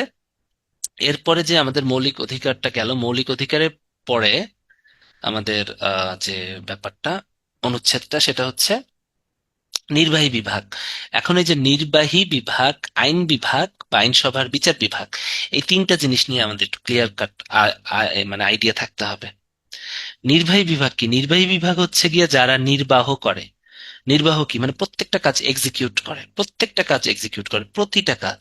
সেটা বিচারও হতে পারে, এক্সিকিউট করে ফেলতে হবে। এবং এক্সিকিউট করার জিনিস কি, আপনি যদি এক্সিকিউটিভ করার কোনো জিনিস এক্সিকিউট করা বা নির্বাহ করা যদি আপনি বলেন, এটা কিন্তু টেন্স টু জিরো, মানে কি তাৎক্ষণিক মুহূর্তে করতে হবে, এটাই হচ্ছে নির্বাহের আসল সংজ্ঞা, তাই না? তাহলে এই যে নির্বাহী বিভাগ মানে কি, নির্বাহী বিভাগ হচ্ছে আপনি সেবা দিবেন, সেবার জন্য তো আপনি ঘোরাবেন না। হ্যাঁ, আমরা যদি নর্মাল সংজ্ঞাতে যাই, সেবা দেয়া বা এক্সিকিউট করা, সরকারের যে বিভাগটা, সংবিধানের যে বিভাগটা নির্বাহ করে, তাই না? তার মানে কি, দেশ চালায়, সেইটাই নির্বাহী বিভাগ। হুম। তার নির্বাহী বিভাগের কাজ কি? তাৎক্ষণিক মুহূর্তে আপনাকে যে কাজ করা, এটাই হচ্ছে নির্বাহের আসল সংজ্ঞা। তো তাৎক্ষণিক মুহূর্তে আমাদের তো 10 to 0, 0 সেকেন্ডের কম সময় তো আমাদের কাজ করা সম্ভব না, তবে এটা বোঝানো হয় যে খুব দ্রুত যাতে কাজ সম্পন্ন করা হয়।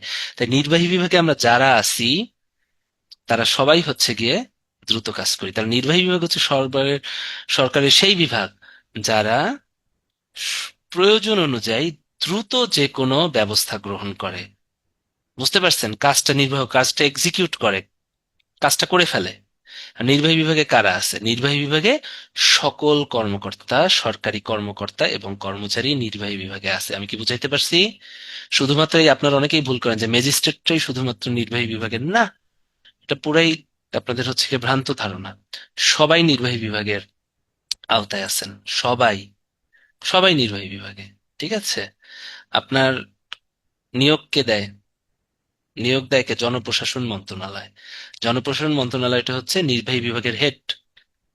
হ্যাঁ, আপনি ডাক্তার হন, ইঞ্জিনিয়ার হন, যেই হন, জনপ্রশাসন মন্ত্রণালয় কিন্তু আপনার গেজেট হয়। আপনি যে চাকরিতে হয়েছে, আপনি যোগদান করেন স্বাস্থ্য মন্ত্রণালয়, সেটা অন্য কথা, কিন্তু আপনার গেজেটটা কিন্তু জনপ্রশাসন মন্ত্রণালয় দেয়, নির্বাহী বিভাগ দেয়।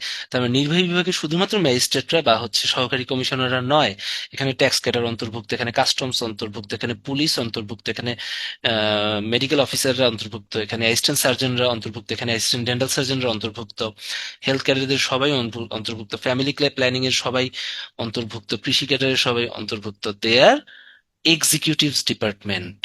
ঠিক আছে? কারণ আপনারা হচ্ছে এক্সিকিউট করেন। আপনি কেন নির্বাহী ডাক্তার, আপনি কেন মেডিকেল অফিসার?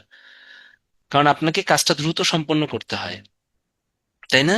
ওখানে গেলে আপনি চাইলেই আপনি, সরি টু সে, অনেক গাইনোকোলজিস্টরা করে না, করে তো, দেখবেন যে রাতের বেলা 1টা 2টা 3টা পর্যন্ত রোগী দেখে। এটা আমি জানি না, এটা আপনাদের শুনতে খারাপ লাগলেও this is not ethical, this is not, কি বলবো আমি, মানে দিস ইজ নট হিউমিলিয়েট, মানে কি বলবো এটা, মানে এটা খুবই হিউমিলিয়েটিং একটা ব্যাপার। ঠিক আছে? একটা রোগী কষ্ট করে যে 1টা 2টা 3টা পর্যন্ত রোগী দেখবে, তাই না? একটা নিয়ম আছে, আমি ইউকে তে দেখছিলাম, সেটা হচ্ছে যারা গাইনোকোলজিক্যাল সার্জন বা যারা গাইনোকোলজিস্ট, বা উইথ ডিউ রেসপেক্ট, যেদিন তারা সিজারিয়ান সেকশন করে বা এনবিডি করে, যেগুলোই করে, সেদিন তারা অন্য রোগী দেখে না। কারণ মাথায় তো আপনার টেনশন থাকবে, আপনি 10টা রোগী, হ্যাঁ, গাইনোকোলজিক্যাল পেশেন্ট গুলো খুব কষ্টে থাকে, তাদেরকে তো আপনি 10 জনকে বসায় রেখে আপনি আবার, হ্যাঁ, অবশ্যই সেই ইমার্জেন্সি করতে যাচ্ছে, কেন ইমার্জেন্সি ওটা তোমার করতে হবে? ওই দিন তুমি শুধু ইমার্জেন্সিটাই করো, যেদিন এদের ওই দিন রোগী দেখার কি দরকার আছে? তাই না? এরকম করে কিন্তু অনেক অসন্তোষে বলতে পারেন যে ভাই আপনি এই ধরনের কেন বলতেছেন, বিকজ এই ধরনের অভিযোগ আসে, তখন আমরা যে সেটেল করে আসি, পোলাইটলি সফটলি সেটেল করে আসতে হয়। ঠিক আছে? এগুলো ভাইয়া এটা অহরহ মানুষের বিবেক যে কোথায় গিয়ে ঠেকছে আমি জানি না। না, মানে এটা আমি তাদের জানি না আমি বিবেক কোথায়, এটা আমি বললাম আর কি, বুঝতে পারছো? এটা না ইসের কথা না, না আমি ভাই আপনি এটা একটা ভালো টপিক বলেছেন। এটা আমারও খুব লাগে যে মানুষ কত দূর গেলে মানে আর কত টাকা লাগবে তাদের, যে তারা এতগুলা মাদের বসিয়ে রেখে, তারাও তো হুম। একটা মা, তারা একটা ইমার্জেন্সি যাচ্ছে, তো তাদের যদি কোনো একটা ইমার্জেন্সি না, প্রয়োজন হয় না, আমার কথা তখন কে ডেফিনেটলি দেখবে? ইমার্জেন্সিতে যাচ্ছে, ইমার্জেন্সিতে যাক, কিন্তু আমার কথা হচ্ছে হ্যাঁ ইমার্জেন্সিতে যাচ্ছে, এখানে 10 জন রোগীকে বসে, ওদিকে তার টেনশন থাকতেছে, এদিকে টেনশন থাকতেছে, তাহলে আপনি হ্যাঁ ডেট ভাগ করে করেন, যেদিন আপনি হচ্ছে সিজারিয়ান সেকশন করবেন ওদিন রোগীটা দেখেন না, যেদিন রোগী দেখবেন, তাই না? এরকম কিন্তু হতে পারে, এটাই হ্যাঁ কিন্তু হ্যাঁ হ্যাঁ, অবশ্যই উন্নত অবশ্যই। বিশ্বে হয়। বাইরের দেশে তো এরকমই, হ্যাঁ এরকমই, হ্যাঁ, এখন যে যাই যেদিন হোক, ওটি থাকবে সেদিন 24 আওয়ার্স তার ডিউটি থাকবে। হ্যাঁ, হ্যাঁ, তাহলে একটু দেখেন কেন সে হচ্ছে প্রাইভেট প্র্যাকটিস করে, সে নির্বাহী ডাক্তার না। আপনি কেন নির্বাহী? আপনি কিন্তু হসপিটালে আসলে ইমার্জেন্সি আপনাকে দেখতে হবে, বুঝতে পারছি? আমি নির্বাহী বিভাগটা বোঝানোর জন্য আপনাদেরকে বলতেছি। এখানে এই জন্যই হচ্ছে গিয়ে সবাই সরকারি ডাক্তার হতে চায়, যেখানে আসলে, হ্যাঁ, আপনার প্র্যাকটিসও ভালো হবে, এবং আমি যেটা মনে করি এখানে আসলে অনেকটা মানবিক হওয়া যায়। ঠিক আছে? প্রত্যেকটা ক্ষেত্রে, আমি শুধু মেডিকেল সায়েন্সে বলবো না, প্রত্যেকটা ক্ষেত্রে অমানবিক ব্যাপার স্যাপার থাকে, কিন্তু এদিকে আসলে আপনি হতে পারবেন। আমি জাস্ট একটা উদাহরণ দিয়ে বুঝাইলাম, যেখানে কিন্তু আপনার ওখানে 10টা রোগীকে বসায় রাখার সুযোগ নাই, তাই না? 10টা মাকে বসায় রাখার সুযোগ নাই, আশেপাশে আরো অনেক ডাক্তার আছে, তারা দেখে ফেলবে, নইলে ইন্টার্ন দেখে ফেলবে, নইলে ইন্টার্ন না দেখলেও সরকারি আরো যারা আছে, এইচ মানে ওর নাম কি, রেজিস্টার থাকে, অ্যাসিস্ট্যান্ট রেজিস্টার থাকে, সবাই মিলেমিশে হয়ে যায় আলটিমেটলি। ঠিক আছে? এবং একটা কথা আমি শুনছিলাম, আপনারা সরকারি হসপিটালগুলোকে কিন্তু এখন পর্যন্ত, এখন পর্যন্ত কিন্তু সবাই অনেক সম্মানের চোখে দেখে। আমাদের এখানে যে ডিসি স্যার আছে, তার মেয়ের সার্জারি বলছে না আমি বাইরে করাবো না, আমি এখানে করাবো। তারপর স্যারকে বলছিলাম যে স্যার বাইরে এখানে তো ওর নাম কি মানে কি বলবো, ইনফেকশনের একটা ব্যাপার থাকে, তাই না? স্টেরাইল না, একটা ব্যাপার স্যাপার থাকে না? যে ভাবছিলাম যে স্যার বলতেছে যে, না আমি একটা কথা ছোটবেলা থেকে যাই না আসছি, সরকারি হাসপাতালে মানুষ সেবা নিতে যায় না, মানুষজন বাঁচতে চায়। তো জিনিসটা শুনে কিন্তু খুব ভালো লাগছে। তার মানে এখন পর্যন্ত কিন্তু সরকারি হসপিটাল বা সরকারি ডাক্তারদের প্রতি বা সরকারি যারা আছে চিকিৎসক বা সরকারি নার্স সবার প্রতি কিন্তু অন্যান্য সার্ভিসের যথেষ্ট পরিমাণ একটা ভরসা আছে। হ্যাঁ, অন্য কিছুর কথা আমি বাদ যাই, কিন্তু ভরসা আছে, ভরসার জায়গাটা আছে, একটা রেসপেক্টও আছে। তো এই জিনিসটার জন্যই আমার মনে হয় যে ডাক্তাররা, আমরা সবাই এদিকে আসতে চাই যে একটা বিসিএস আসি, ঠিক আছে? তো এই জিনিসটা যে আপনিও কিন্তু নির্বাহীর অন্তর্ভুক্ত হয়ে গেলেন, বিকজ আপনাকে জিনিসটা নির্বাহ করতে হচ্ছে, এবং নির্বাহ মানে কি খুব দ্রুত করতে হচ্ছে। আপনি কিন্তু 10-12 মিনিট 20 মিনিট বসায় রাখতে পারবেন না। তাহলেই কিন্তু সে ওখানে ওখানে তো বলার কেউ নাই, কিন্তু এখানে কিন্তু একটা রোগী লিখিত দিতে পারে স্বাস্থ্য অধিদপ্তরে যে আমি ওখানে বসেছিলাম, এভাবে 10 ঘন্টা 20 ঘন্টা বসায় রাখছে, আমার ইমার্জেন্সি ছিল, আমাকে দেখে নেই, ঠিক আছে? এরকম 100টা রোগী না, এভাবে তো হবে না। হুম, ম্যানেজমেন্ট এভাবে আর কি। তো এটা হচ্ছে নির্বাহী বিভাগ। তাহলে নির্বাহী বিভাগ কি ভাই? আসল কথায় নির্বাহী বিভাগ হচ্ছে এমন একটা বিভাগ যে বিভাগে আপনি সবকিছু নির্বাহ করবেন, ঠিক আছে? এবং এটা সরকারের অংশ অংশীভূত এবং সরকারের বেতনভুক্ত, এবং সরকার চেঞ্জ হলে এ বিভাগ পরিবর্তন হয় না, সরকার চেঞ্জ হলে এ বিভাগ পরিবর্তন হয় না, এটা কিন্তু পার্মানেন্ট একটা বিভাগ। ঠিক আছে, তাহলে নির্বাহী বিভাগেই হচ্ছে সকল কিছু, ঠিক আছে, যারা কাজ করে সকল ক্যাডার, নির্বাহী বিভাগ এবং সকল ক্যাডার নন ক্যাডার, তাই না? সকল কিছু হচ্ছে নির্বাহী বিভাগের আওতায়। আসেন, এরপর হচ্ছে আইনসভা। আইনসভা হচ্ছে, বাংলাদেশের আইনসভা হচ্ছে পার্লামেন্ট যেটা আছে, এখানে হচ্ছে সংসদ সদস্যদের নিয়ে গঠিত হবে, মন্ত্রী থাকবে, বর্তমানে বিলুপ্ত, তাই না? বর্তমানে তো আইনসভা নাই, বর্তমানে হচ্ছে আমাদের একটা অন্তর্বর্তীকালীন সরকার ব্যবস্থা হচ্ছে, কিন্তু নর্মালি আইনসভা যেটা থাকে সেটা হচ্ছে সংসদ সদস্যদের নিয়ে গঠিত হয়, যারা হচ্ছে আইন প্রণয়ন করে, যে কোনো আইন তৈরি করবে। সেই আইনটা নির্বাহী বিভাগের জন্য হতে পারে, বিচার বিভাগের জন্য হতে পারে, যে কোনো জন্য আইন তৈরি করবে, তাই না? আইনের একটা খসড়া দেয়, সেই খসড়াটা আইনসভা দেখে ওরা যদি 2/3 ভোট দিয়ে ফেলে, তাহলে ওটা আইনে পরিণত হয়। যেমন নির্মল বায়ু আইন 2019, একটা সহজ আইন দিয়ে আমি বুঝাই।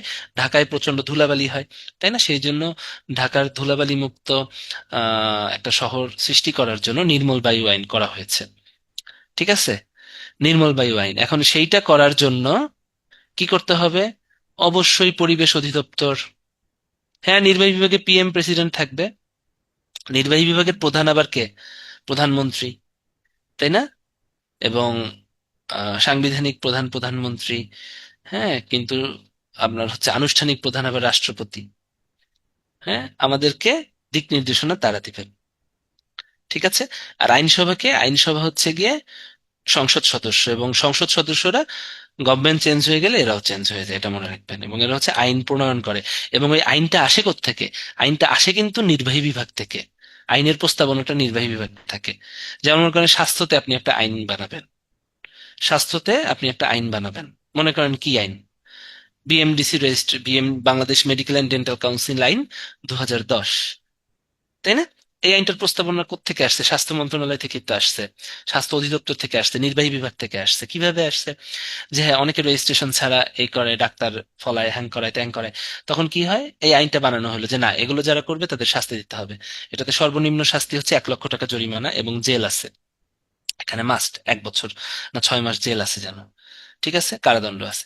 তাহলে এই আইনটা তৈরি করার জন্য কিন্তু নির্বাহী বিভাগ থেকে আসে, এবং আইনটা যখন পার্লামেন্টে আসে তখন সংসদ সদস্যদের মাধ্যমে এই আইনটা কিন্তু পাস হয়, বা আইনটা আইনে পরিণত হয়। আর তো বিচার এটা বিভাগ, কি আগে ক্যাবিনেটে পাশ হইতে হয়?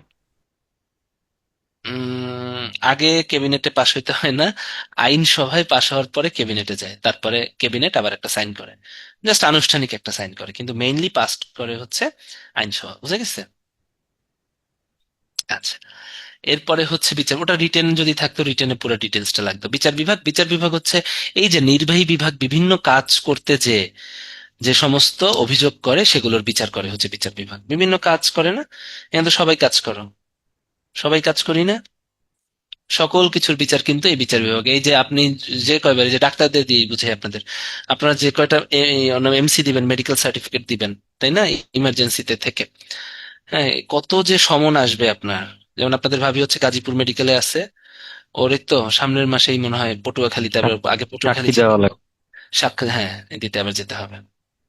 তাহলে কি আপনি ওখানে দেখতেছেন, আপনি কিন্তু সরাসরি দেখেন নির্বাহী বিভাগকে নির্বাহ করতেছে, আলটিমেটলি সবকিছুর আওতায় পড়ে যায় এবং সবকিছুর আন্ডার আপনি কাজ করবেন, একটা বিচার বিভাগেরও একটা সদস্য হয়ে গেলেন, তাই না? ওখানে সাক্ষ্য দেওয়াটা কিন্তু খুব ইম্পর্টেন্ট, একটা সাক্ষী হিসেবে আপনাকে যেতে হচ্ছে। তাহলে বিচার বিভাগের কাজ হচ্ছে বিচার করা। ঠিক আছে, তাহলে এই জিনিসগুলো আমরা একটু দেখি, হ্যাঁ। নির্বাহী বিভাগটা থেকে এখন আসার সম্ভাবনা কম, কারণ বর্তমানে এই সরি, আইনসভা থেকে, কারণ বর্তমানে আইনসভা বিলুপ্ত। আমরা অন্যগুলো একটু একটু দেখি, আমরা নির্বাহী বিভাগটা দেখি। নির্বাহী বিভাগের যেটা প্রধান, আনুষ্ঠানিক প্রধান হচ্ছে রাষ্ট্রপতি বা এক্সিকিউটিভ হেড। এক্সিকিউটিভ হেড না তো, মানে অর্নামেন্টাল হেড আর কি, রাষ্ট্রপতি। ঠিক আছে, রাষ্ট্রপতির অনেক অধিকার আছে, ক্ষমা প্রদর্শন, সে চাইলে যখন তখন যে কোনো কয়েদিকে, যে কোনো শাস্তিভোগী ব্যক্তিকে ক্ষমা প্রদর্শন করতে পারে।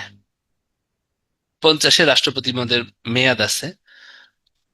ঠিক আছে, রাষ্ট্রপতির কিছু দায় মুক্তি আছে, সে বিভিন্ন অধ্যাদেশ দিতে পারে বিভিন্ন কাজে, এখানে তার দায় আছে। আবার রাষ্ট্রপতি যদি উল্টাপাল্টা কিছু করে তাকে অভিশংসন করা যায়। আর সে যদি স্বাস্থ্যগত কারণে বা বিভিন্ন ধরনের নারী ঘটিত কারণে বা বিভিন্ন ধরনের নেশাজনিত কারণে অসমর্থ হয়, সেক্ষেত্রেও তাকে অপসারণ করা যায়। তাহলে অভিশংসন হচ্ছে সে যদি কোনো অপরাধ করে, অভিশংসন সেটা 52। আর সে যদি অসামর্থ্য, স্বাস্থ্যগত বিভিন্ন কারণে অসমর্থর কাজে 53-তে করা হয়। ঠিক আছে, রাষ্ট্রপতি অনুপস্থিত থাকলে স্পিকার রাষ্ট্রপতির দায়িত্ব পালন করে। ঠিক আছে, এখানে একটু টুকটাক পড়বা, মন্ত্রিসভার কথা বলা আছে 55-তে। হ্যাঁ, এই যে মন্ত্রী, এরা কিন্তু নির্বাহী বিভাগে আছে আমাদের গাইড করার জন্য, মানে হচ্ছে নির্বাহী বিভাগকে গাইড করার জন্য সাধারণ মন্ত্রিসভা বলা আছে। তাহলে 55-তে মন্ত্রিসভা, 56-তে মন্ত্রীগণ। অতটা ইম্পর্টেন্ট না, এবার আসার সম্ভাবনা কম বলে আমি মনে করি। ঠিক আছে, 65-তে এবার হচ্ছে আইনসভা আসো, আইনসভার ভিতরে 65-তে হচ্ছে সংসদ প্রতিষ্ঠা সম্পর্কে বলা আছে, যে সংসদ কিভাবে প্রতিষ্ঠিত এবং সংসদ সদস্যগণের, আমরা কিন্তু আইনসভায় চলে আসছি, যোগ্যতা অযোগ্যতা হচ্ছে সে 66-তে বলা আছে। সংসদের আসন কিভাবে শূন্য হবে সেটা 67-তে বলা আছে। হ্যাঁ, কোন দল যদি রাজনৈতিক দল হইতে পদত্যাগ করে বা দলের বিপক্ষে ভোট দান করে, তাহলে তার আসন শূন্য হবে। মনে করো একটা আইন বানাইতে যাবে, ঠিক আছে, এখন একটা দল অন্য দলের, ওই দলের বিপক্ষে ভোট দান করলো, এটা কিন্তু জেনে যায় সবাই, তখন তার কিন্তু আসন শূন্য হয়। ঠিক আছে, অথবা সে যদি তার রাজনৈতিক দল হতে পদত্যাগ করে, তখনও কিন্তু তার সেই আসনটা থাকে না। এটা 70 আছে, এটা খুব ইম্পর্টেন্ট। এগুলো অতটা ইম্পর্টেন্ট না। ন্যায়পাল খুব ইম্পর্টেন্ট, 77, কিন্তু বাংলাদেশে কোনো ন্যায়পাল নাই। ন্যায়পাল হচ্ছে এমন একটা যারা হচ্ছে দুর্নীতি বিরোধে কাজ করে। তো বাংলাদেশে কিন্তু অলরেডি দুদক আছে, দুর্নীতি দমন কমিশন, সেই জন্য ন্যায়পালের প্রয়োজন হয় না। এটা কিন্তু ভাইবার কোশ্চেন, কিন্তু ন্যায়পালটা পরীক্ষায় আসে। অম্বাডসম্যান, হ্যাঁ, অম্বাডসম্যান। বাংলাদেশে আসলে একজন ন্যায়পাল দিলে তো হবেও না, কারণ বাংলাদেশে মানুষ বেশি, ভাইয়া তাই না? কোশ্চেনটা কিরকম হতে পারে, কিভাবে আসতে পারে যদি কোশ্চেন করা হয়? ভাইভাতে বাংলাদেশে ন্যায়পাল নাই কেন? বাংলাদেশে ন্যায়পাল আছে নাই? 77-এ ন্যায়পালের কথা বলা আছে নাই কেন? দুইটা কারণে বলতে পারো, যে স্যার বাংলাদেশে অলরেডি পৃথক দুর্নীতি দমন কমিশন আছে, ন্যায়পালের কাজ মূলত দুর্নীতি দমনে কাজ করা। তো এই জন্য স্যার ন্যায়পাল বাংলাদেশে নাই। আর মেইন কথা বলতে পারো যে স্যার ন্যায়পাল যদি গঠন করতে হয় তাহলে অনেক ন্যায়পাল পদের সৃষ্টি করতে হবে, যেটা আসলে সম্ভব না, তাই না? যেমন আমি একটা সহজ কথা বলি, দিনাজপুর জেলায় যে জনসংখ্যা বাস করে, সেটা পৃথিবীর 77টা দেশের থেকে বেশি। তাহলে বাংলাদেশে, আমি শুধু দিনাজপুর জেলা বললাম, আমি গুণে দেখলাম সেদিন পৃথিবীর 77টা দেশ আছে যার জনসংখ্যার থেকে দিনাজপুর জেলার জনসংখ্যা বেশি। তাহলে মনে করো যে ফিনল্যান্ডে নেপাল আছে, হ্যাঁ, তারপরে মনে করো যে সুইজারল্যান্ডে নেপাল আছে, তাই না? তারপরে তোমার বেলজিয়ামে নেপাল, এতে মানুষ কয়জন? হুম, তো ওখানে একজন নেপাল থাকলে কাজ করতে হবে, আমাদের কি নেপাল অসংখ্য দিতে হবে, কারণ যেখানে মানুষ বেশি, ঘনবসতি বেশি, যেখানে কনসেন্ট্রেশন বেশি, অনেক কনসেন্ট্রেটেড এরিয়া, সেখানে তো আসলে শুধু ন্যায়পাল কাজ করতে পারে না স্যার। ফর দ্যাট রিজন বাংলাদেশে ন্যায়পাল এখনো প্রতিষ্ঠিত হয় নাই, দুর্নীতি দমন কমিশন কাজ করতে চলছে। ঠিক আছে, That's it. এটা এক ধরনের আর কি। বার্ষিক বাজেট, হ্যাঁ, বার্ষিক আয়ের বিবৃতি খুব ইম্পর্টেন্ট, 87 নাম্বার। বার্ষিক যত আয় আছে এটা 87 নাম্বারে আছে, খুব ইম্পর্টেন্ট। আর একটা ইম্পর্টেন্ট, অর্থ বিল। অর্থ বিল মানে, বিল মানে কিছুই না, আইন, অর্থ সংশ্লিষ্ট যত আইন আছে এটা 80 নাম্বারে আছে। অর্থর আইনগুলোকে বিল বলা হয়। ঠিক আছে, ওকে।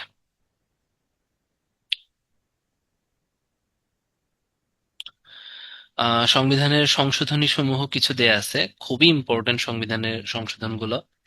প্রথম সংশোধন হয় হচ্ছে 1973, সাল দরকার নেই, খালি বিষয়, যুদ্ধাপরাধীদের বিচার।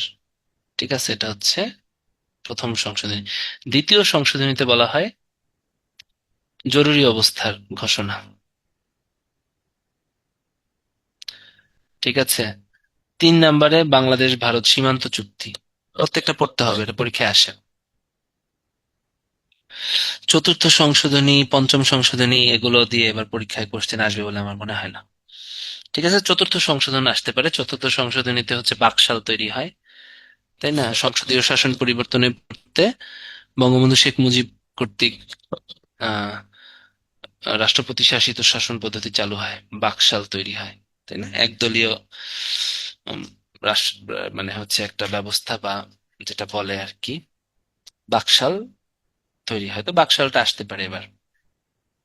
ঠিক আছে, যে চতুর্থ সংশোধনীতে করা হয়। ওকে। পঞ্চম সংশোধনীতে হচ্ছে এই যে বৈধতা দেওয়া হয়, তাই না? বৈধতা দেয়া হয়, এই যে শেখ মুজিবের যে, মানে যে পঞ্চম সংশোধনকে, যেটা কি এখানে হচ্ছে বৈধতা দেয়া হয়, ইন্ডিমনিটি অধ্যাদেশ যেটা, এগুলো এত কিছু লাগবে না এবার। যে হচ্ছে বঙ্গবন্ধুর হত্যাকে, যারা হচ্ছে হত্যার কাজে ছিল তাদের সবাইকে অব্যাহতি দেওয়া হয়, এটাকে ইন্ডিমনিটি অধ্যাদেশ বলা হয়। ঠিক আছে, এটা পঞ্চম সংশোধনীতে বলা হয়, এটা মনে হয় না এবার আসবে। অষ্টম সংশোধনীটা খুব ইম্পর্টেন্ট, এত বেশি করা লাগবে না। রাষ্ট্র ধর্ম ইসলামকে স্বীকৃতি দান খুবই ইম্পর্টেন্ট। এবার তোমরা কিন্তু এবার বুঝবা, এবারে কোশ্চেন কেমন হবে এটা কিন্তু আপনাদের নর্মালি আপনি বুঝতে পারবেন ডেফিনেটলি। পঞ্চম সংশোধনী এটা আসতে পারে, হয়তো বা আসবে না। বাকশালটা আসতে পারে, কেন আসতে পারে, তাই না? মানে হচ্ছে এটা আমাদের মেনে নিতে হবে, কারণ এক একবার হচ্ছে যে সময় সরকার পরিবর্তন হলে, তাই না, প্রত্যেকবার কি এটা খুব সহজ একটা ব্যাপার, এই জিনিসটাকে খুব জটিল করে ভাবলে হবে না। যে সময় যে সরকার থাকবে, ওই সময় ওই সরকারের কি একটা ম্যানিফেস্টো থাকে, একটা সিদ্ধান্ত থাকে, একটা চিন্তা থাকে। তো ওই চিন্তাটাই কিন্তু আলটিমেটলি প্রতিফলিত হয়, তাই না? তাই কিন্তু এবারে যেগুলো আসবে না, এটা কিন্তু আমাদেরকে একটু বুঝে নিতে হবে, এটা আপনাদের পড়তে হবে। তাই এবারে একটা জিনিস যে খুব বেসিক জিনিসগুলো বা যেগুলো আসা উচিত ওইগুলোই আসবে। যেমন রাষ্ট্রধর্ম ইসলামকে স্বীকৃতি দান, এটা অবশ্যই একটা ইম্পর্টেন্ট জিনিস, যে বাংলাদেশ একটা মুসলিম কান্ট্রি হয়ে গেছে। স্বীকৃতি দেন, রাষ্ট্রধর্মের একটা সংখ্যাগরিষ্ঠ রাষ্ট্র, ইসলাম রাষ্ট্র তো বলা যেতেই পারে। কিন্তু এখানে তো বলা হয়েছে যে অন্যান্য ধর্ম সঠিকভাবে থাকবে, এটা নিয়ে তো আমি মনে করি না যে কোনো ধরনের জটিলতা সৃষ্টির দরকার আছে, তাই না? বা স্বীকৃতির দরকার আছে তো, কারণ ইসলামিক স্বীকৃতি দিলে একদিক থেকে যেহেতু সংখ্যাগরিষ্ঠ ই হবে, এবং ভৌগোলিকভাবে এবং অর্থনৈতিকভাবে বা কূটনৈতিকভাবে অথবা পররাষ্ট্রগতভাবে কিন্তু অনেক লাভবান হওয়া যায়, তাই না? তো স্বীকৃতি দানের তো দরকার আছে। ওয়াইসির সদস্য হতে পেরেছি আমরা, ওয়াইসি থেকে আমরা একটা সহযোগিতা পাচ্ছি, ওয়াইসি আমাদের দেশে এসে কাজ করতেছে। এগুলো তো ইসলাম রাষ্ট্র না হলে দিত না, তাহলে কি রাষ্ট্র দেবে? ইসলাম ছাড়া কি অন্য রাষ্ট্র দিতে পারবে? তাই এই সমস্ত দ্বন্দ্ব সংঘাত বা জটিলতা, এগুলো আমার কাছে খুব প্রথম থেকেই হচ্ছে লাগে, তাই না? যে রাষ্ট্র যে ধর্ম বেশি, ওই ধর্মের স্বীকৃতি দেওয়া উচিত। ঠিক আছে, অবশ্যই অন্যান্য ধর্মের সম্মান রেখে, এটা হচ্ছে আমার অপিনিয়ন আর কি, খুব ইজিলি ভাবলে। ঢাকা থেকে নাম পরিবর্তন করে ঢাকা হয়, ঠিক আছে। বেঙ্গলি থেকে বাংলা রাখা হয়, তো এগুলো কিন্তু খুব ইম্পর্টেন্ট, তাই না? ডাক্কা শুনতেও খারাপ লাগে, তো এগুলো পরীক্ষায় আসা দরকার, তো এবার কিন্তু আসলে এগুলো আসবে। ঠিক আছে, নবম সংশোধনী থেকে আসা সংশোধন নাই। দশম, 11, 12তম খুবই ইম্পর্টেন্ট এবার আসবে। 12তম সংশোধন হচ্ছে সংসদীয় শাসন ব্যবস্থা, তাই না? একদম। এবং উত্থাপনকারী ছিলেন বেগম খালেদা জিয়া, বাংলাদেশের প্রথম মহিলা প্রধানমন্ত্রী। তাহলে কি সংসদীয় শাসন ব্যবস্থার প্রবর্তন কিন্তু এখানে করা হয় 12তম সংশোধনীতে, খুব ইম্পর্ট্যান্ট। সংসদীয় যে শাসন ব্যবস্থা আছে এটার প্রবর্তন করা হয়, কারণ যতটা গণতন্ত্রের ছিল বা স্বৈরাচার ছিল, স্বৈরাচারটা দূর করে একদম সরাসরি সংসদীয় শাসন ব্যবস্থার প্রবর্তন করা হয় 12তম সংশোধনীতে। 1991 সালটা সহ, এবং আমি বলবো তারিখটা সহ পড়ে ফেলতে। ঠিক আছে। 13তম সংশোধনী ত দিয়ে মনে রাখবা, 13 ত, তত্ত্বাবধায়ক সরকার গঠন করা হয়। ঠিক আছে। 14তম, 15তম খুব একটা ইম্পর্টেন্ট না, এগুলো আসার সম্ভাবনা। 14তমটা আসতে পারে, চোদ্দতমটা 45টা আসন অতটা ইম্পর্টেন্ট না, কিন্তু 15 আসার কোনো সম্ভাবনা আমি আছে বলে মনে করি না। ঠিক আছে, 15, 16, 17 এগুলো একটু দেখতে হবে আর কি। এবারে আসেন, কয়েকটা কোশ্চেন আছে যেগুলো আমি স্কিপ করে গেছি, যেমন নির্বাচন কমিশন, মহা হিসাব নিরীক্ষক, হ্যাঁ এগুলো একটু একটু পড়তে হবে। তারপর বাংলাদেশ কর্ম কমিশন, এগুলো কিন্তু পরীক্ষায় আসে।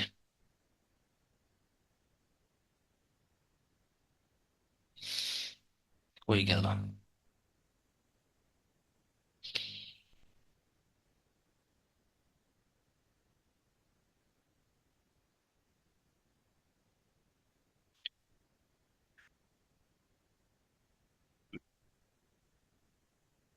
এগুলো একটু একটু আসে, হ্যাঁ। যেমন নির্বাচন কমিশন,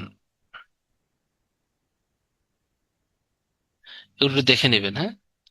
নির্বাচন কমিশন সম্পর্কে 118 নম্বরে বলা আছে, এটা কিন্তু পরীক্ষা অনেকবার আসছে। ঠিক আছে,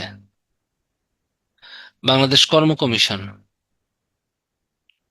পিএসসি, বিপিএসসি, তাই না, এটা পরীক্ষায় আসে। মহা হিসাব নিরীক্ষক, এটা 127 নম্বরে বলা আছে, এটা পরীক্ষায় আসে। ঠিক আছে, এরকম টুকটাক জিনিস কিন্তু পরীক্ষায় কয়েকটা আসে, এগুলো হচ্ছে এক্সট্রা আপনাদের দেখতে হবে। প্রশাসনিক এবারে আসেনি, যেখানে বিগত সালে আসছে, একটু দেখি কয়েকটা আমি পড়বো। প্রশাসনিক ট্রাইব্যুনাল 117তে দেয়া আছে। প্রশাসনিক ট্রাইব্যুনাল কি? এটা মানে কি, প্রশাসন, প্রশাসন কি শুধুমাত্র অ্যাডমিনের না, পৃথিবীর সবার প্রশাসন। ও আচ্ছা, ওটা ওখানে লিখে নিয়ে 137 নম্বরে কর্ম কমিশন, ওটা লিখে নিয়েন, সমস্যা নেই, আমি লিখে দিব না। আপনি মনে করেন সরকারি চাকরিজীবী, আপনি কোনো জিনিসে সংক্ষুব্ধ, তখন আপনি কোথায় যাবেন? মনে করেন যে বিভিন্ন কারণে, অনেক কারণে কিন্তু সরকারি চাকরিজীবীরা ফাঁসে। ডাক্তাররা, বি কেয়ারফুল অফ সাংবাদিকস, সাংবাদিকদের থেকে দূরে থাকবেন, হ্যাঁ, ওদের সাথে কখনো কোনো এই করতে যাবেন না, কারণ এরা হচ্ছে আপনাকে খুব সিস্টেম ওয়াইজ নিউজ করে ধরাই দিবে। এবং আহ, আমাদের সার্ভিসে একটা খুব জিনিস, আমাদের যতটা না হয় তার থেকে অনেক বেশি রটে, বা তার থেকে বেশি অ্যাকশন হয়, এটা কিন্তু সরকারি চাকরির একটা খুব দুঃখজনক জিনিস। হ্যাঁ, অনেক আশা নিয়ে আসবেন কিন্তু আশাটা কিন্তু থাকবে না, অনেক আশা নিয়ে আসবেন কিন্তু সবকিছু কিন্তু অ্যাপ্লাই করতে পারবেন না। ঠিক আছে, আমি এরকমও দেখছি যে একটা তৎকালীন বিগত সরকারের আমলে আমি কিন্তু হেলথ কেয়ারেও ছিলাম ওয়ান্স আপন এ টাইম। হুম। তো আমি না, আমার পাশের রুমে একজন হচ্ছে গিয়া পিপিআই, হ্যাঁ, ওমিপ্রাজল সাপ্লাই দিত। তখন ওমিপ্রাজল তারপরে প্যান্টোপ্রাজল দুইটাই সাপ্লাই থাকতো ওই উপজেলা হেলথ কমপ্লেক্সে। তো আলটিমেটলি এগুলো নিতে কিন্তু আপনি যত রোগী দেখবেন, এর ভিতরে 50% রোগী কিন্তু এই মেডিসিন সুস্থ না, এর মেডিসিন নিতে আসে, এইসব সরাসরি বলবো ওষুধ লিখে দেন। তো এরকম একজন ভদ্রলোক আসছে, তো তাকে হচ্ছে ওষুধ লিখে দিছে, তার সম্ভবত নাম কি, মেট্রোনিডাজল লাগতো আর কি। হুম। মেট্রোনিডাজল, না মেট্রোনিডাজল লাগতো না, কি হচ্ছে, পিপিআই লাগতো। তো পিপিআই হচ্ছে চাইতে গেছে, তো যে পরিমাণ মেডিসিন নেয়, হ্যাঁ, রোগীরা, সেটা শুধু গ্রাম বলে না, শহরেও, হ্যাঁ, মানুষের কিন্তু একটা টেন্ডেন্সি থাকে, যেখানে এসে ফ্রি মনে করেন যে বাজার করতে আসলো, উপজেলা হেলথ কমপ্লেক্সটা দেখলো, যাই 2 পাতা ওষুধ নিয়ে আসি, এরকমই আসে ওখানে। তো যে সে চায় নাই, পায় নাই, ঠিক আছে, পায় নাই, তো সে হচ্ছে একজন সাংবাদিক, উঠতি সাংবাদিক, সাংবাদিক মানে সাংবাদিক, অথবা ওই প্রেস ক্লাব থেকে লাইসেন্সধারী সাংবাদিক সে, হ্যাঁ, প্রেস ক্লাবের লাইসেন্স থাকলে তারা কিন্তু সাংবাদিক, তাদেরকে ভুয়া সাংবাদিক বলা যাবে না, কারণ প্রেস ক্লাবের লাইসেন্স থাকলেই তারা সাংবাদিক। এটা বলতে পারেন যে সাংবাদিকের উপর তাদের ডিগ্রি নেই, কিন্তু বাংলাদেশের নিয়মে প্রেস ক্লাবের লাইসেন্স থাকলেই তারা সাংবাদিক। তো যাই হোক, সে একজন সাংবাদিক, সে সরাসরি সিভিল সার্জনকে ফোন দিল। হ্যাঁ, এবং সিভিল সার্জন ফোন দিয়ে ইউএইচ স্যারকে বললো যে মেডিসিন আছে না নাই শুধু সেটা বলেন। তো সে বললো যে হ্যাঁ মেডিসিন আছে। তাহলে দিলেন না কারণ এতটুক শুধু।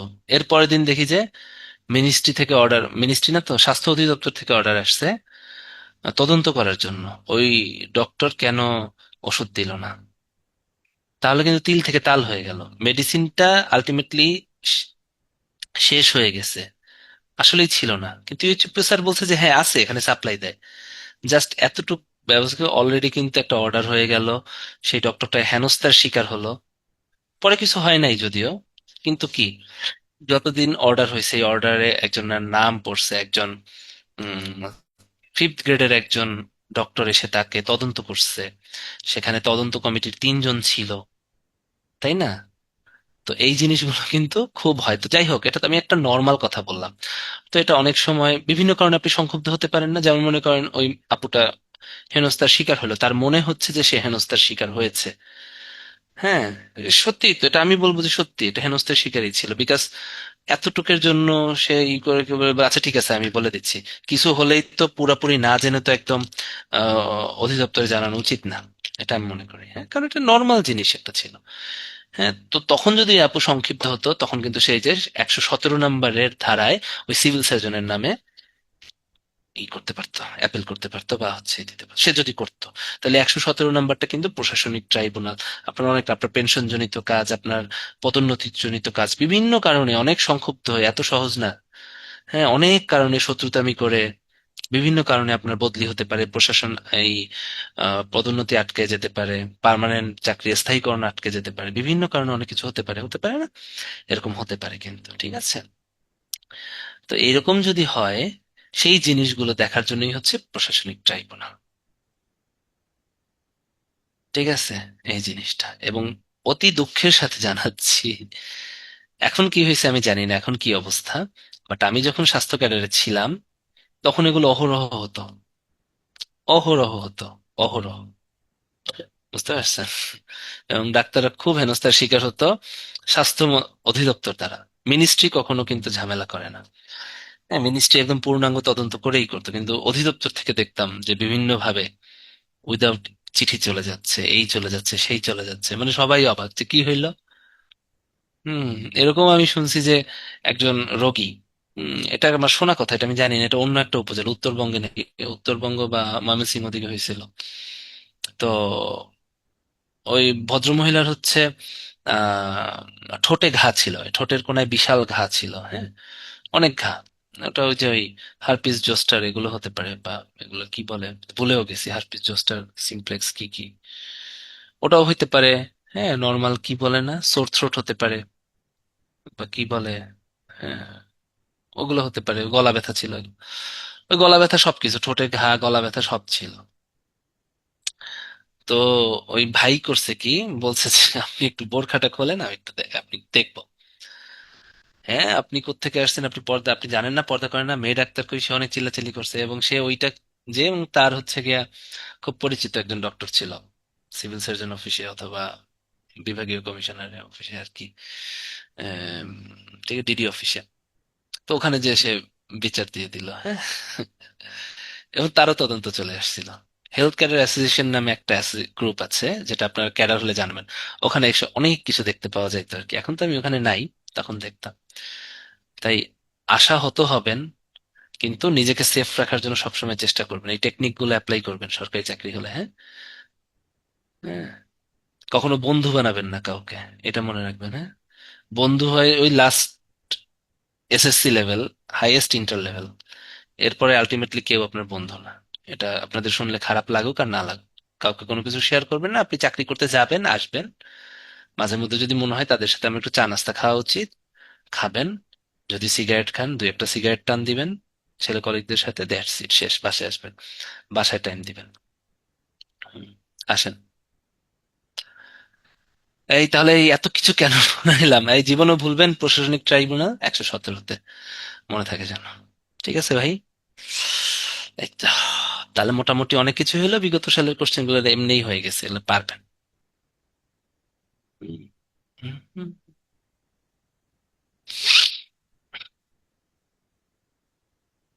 এবারে হচ্ছে সরকার ব্যবস্থা, সরকার ব্যবস্থা এটাই।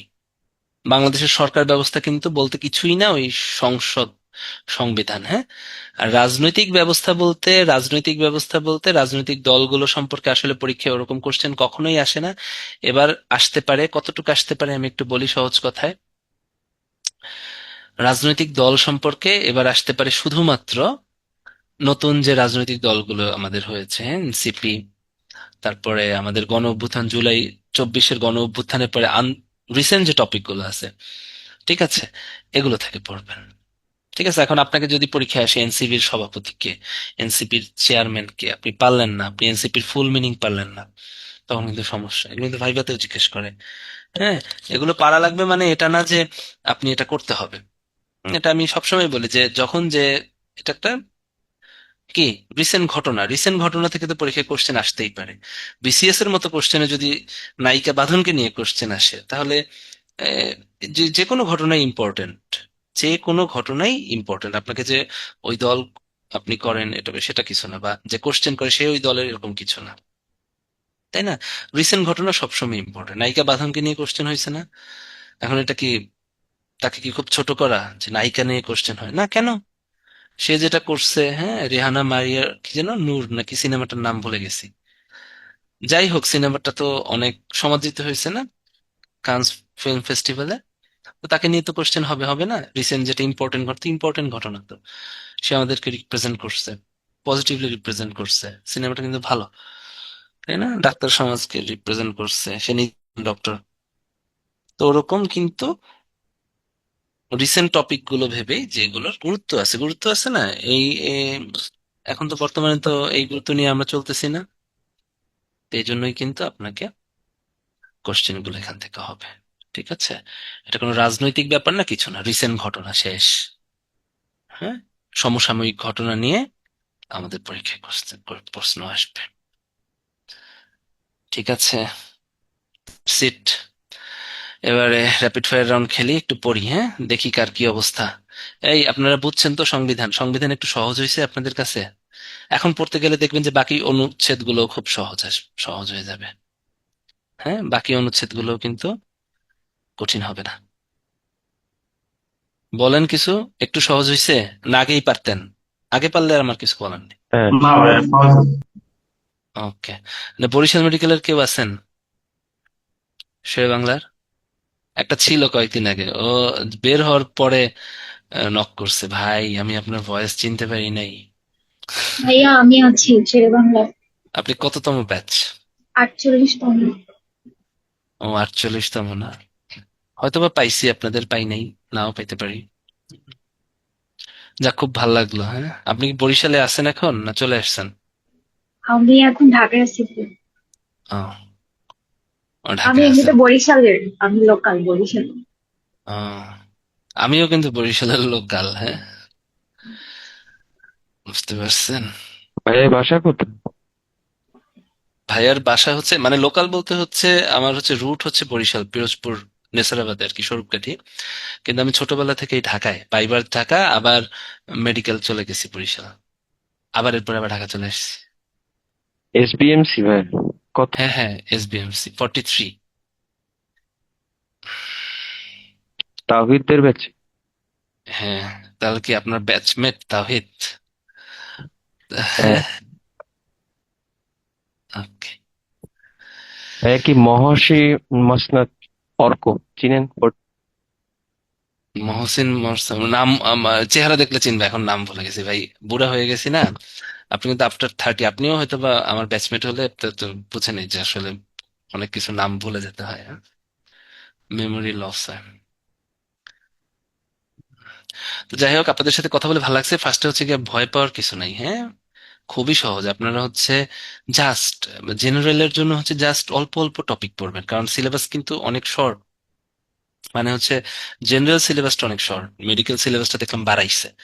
হ্যাঁ, জেনারেল সিলেবাসটা যেহেতু শর্ট, এটা অল্প অল্প অল্প অল্প অল্প করে পড়বেন, অত বেশি লাফানোর দরকার নেই, বা অত বেশি। যেমন বাংলাদেশ, বাংলা গ্রামারের কথা, বাংলা সাহিত্যের কথা আমি একটু বলি, দেখেন তো ওখানে লেখাই আছে প্রাচীন যুগ আর মধ্যযুগ থেকে 3। হ্যাঁ, আর আধুনিক যুগে তো অনেক বেশি পড়া ভাস্ট, তাহলে আধুনিক যুগ থেকে 2, ওটা তো একটু পড়লেই হয়। তাহলে আপনি প্রাচীন যুগ আর মধ্যযুগটা ভালো করে পড়ে ফেলেন। আপনি ওই সারাদিন বসে আধুনিক যুগ পড়া মারামারি করতে লাভ নেই। ঠিক আছে, তো ওভাবে চিন্তা ভাবনা করে পড়েন, আর পড়তে হবে হচ্ছে একদম সারাটা দিন, শুধু খাওয়া দাওয়া বাদে। হ্যাঁ, খাওয়া দাওয়া আর ঘুম বাদে ম্যাক্সিমাম টাইম পড়বেন, 2 মাস কষ্ট করেন। তারপর যখন দেখবেন যে SMS আর এই স্পেশাল BCS এর SMS গুলো কিন্তু অনেক সুন্দর, একদম কংগ্রাচুলেশনস দিয়ে এত সুন্দর ভাবে ইউ আর ওয়েলকাম, হ্যাঁ, টু হেলথ সার্ভিস অফ ভাইয়া বাংলাদেশ কবে এরকম একটা নাগাদ এক্সাম হতে পারে? জুলাইতেই হয়ে যাবে। কারণ এখন তো সবকিছু আছে, মানে হচ্ছে একদম টাইমলি হয়। ঠিক আছে, জুলাইয়ের সেকেন্ড উইকেই হবে, না হলে জুলাইয়ের মধ্যে হয়ে যাবে আর কি। ঠিক আছে।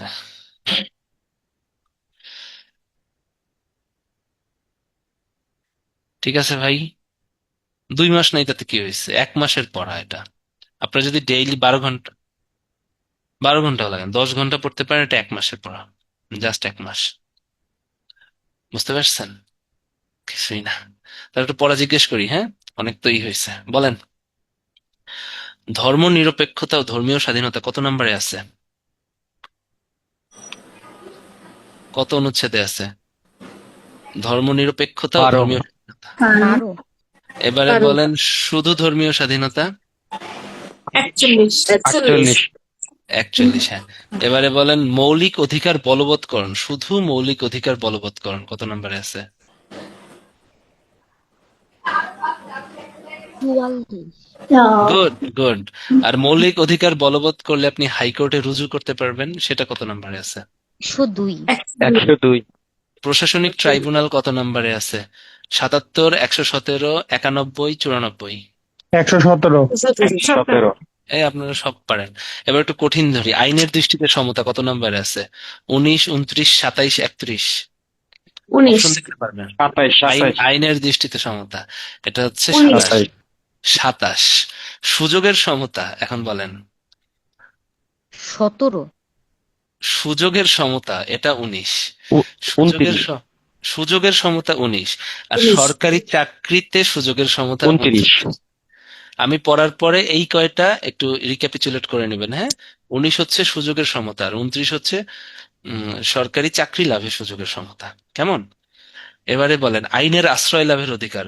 অপশন দিলে বলবেন, 28, 31, 33, 18? 31। ভেরি গুড, এই যে দেখছেন পারবেন। অপশন দেখলে কিন্তু পারা যায়। বুঝতে পারছেন? এটা কিন্তু খুব ইজি আছে।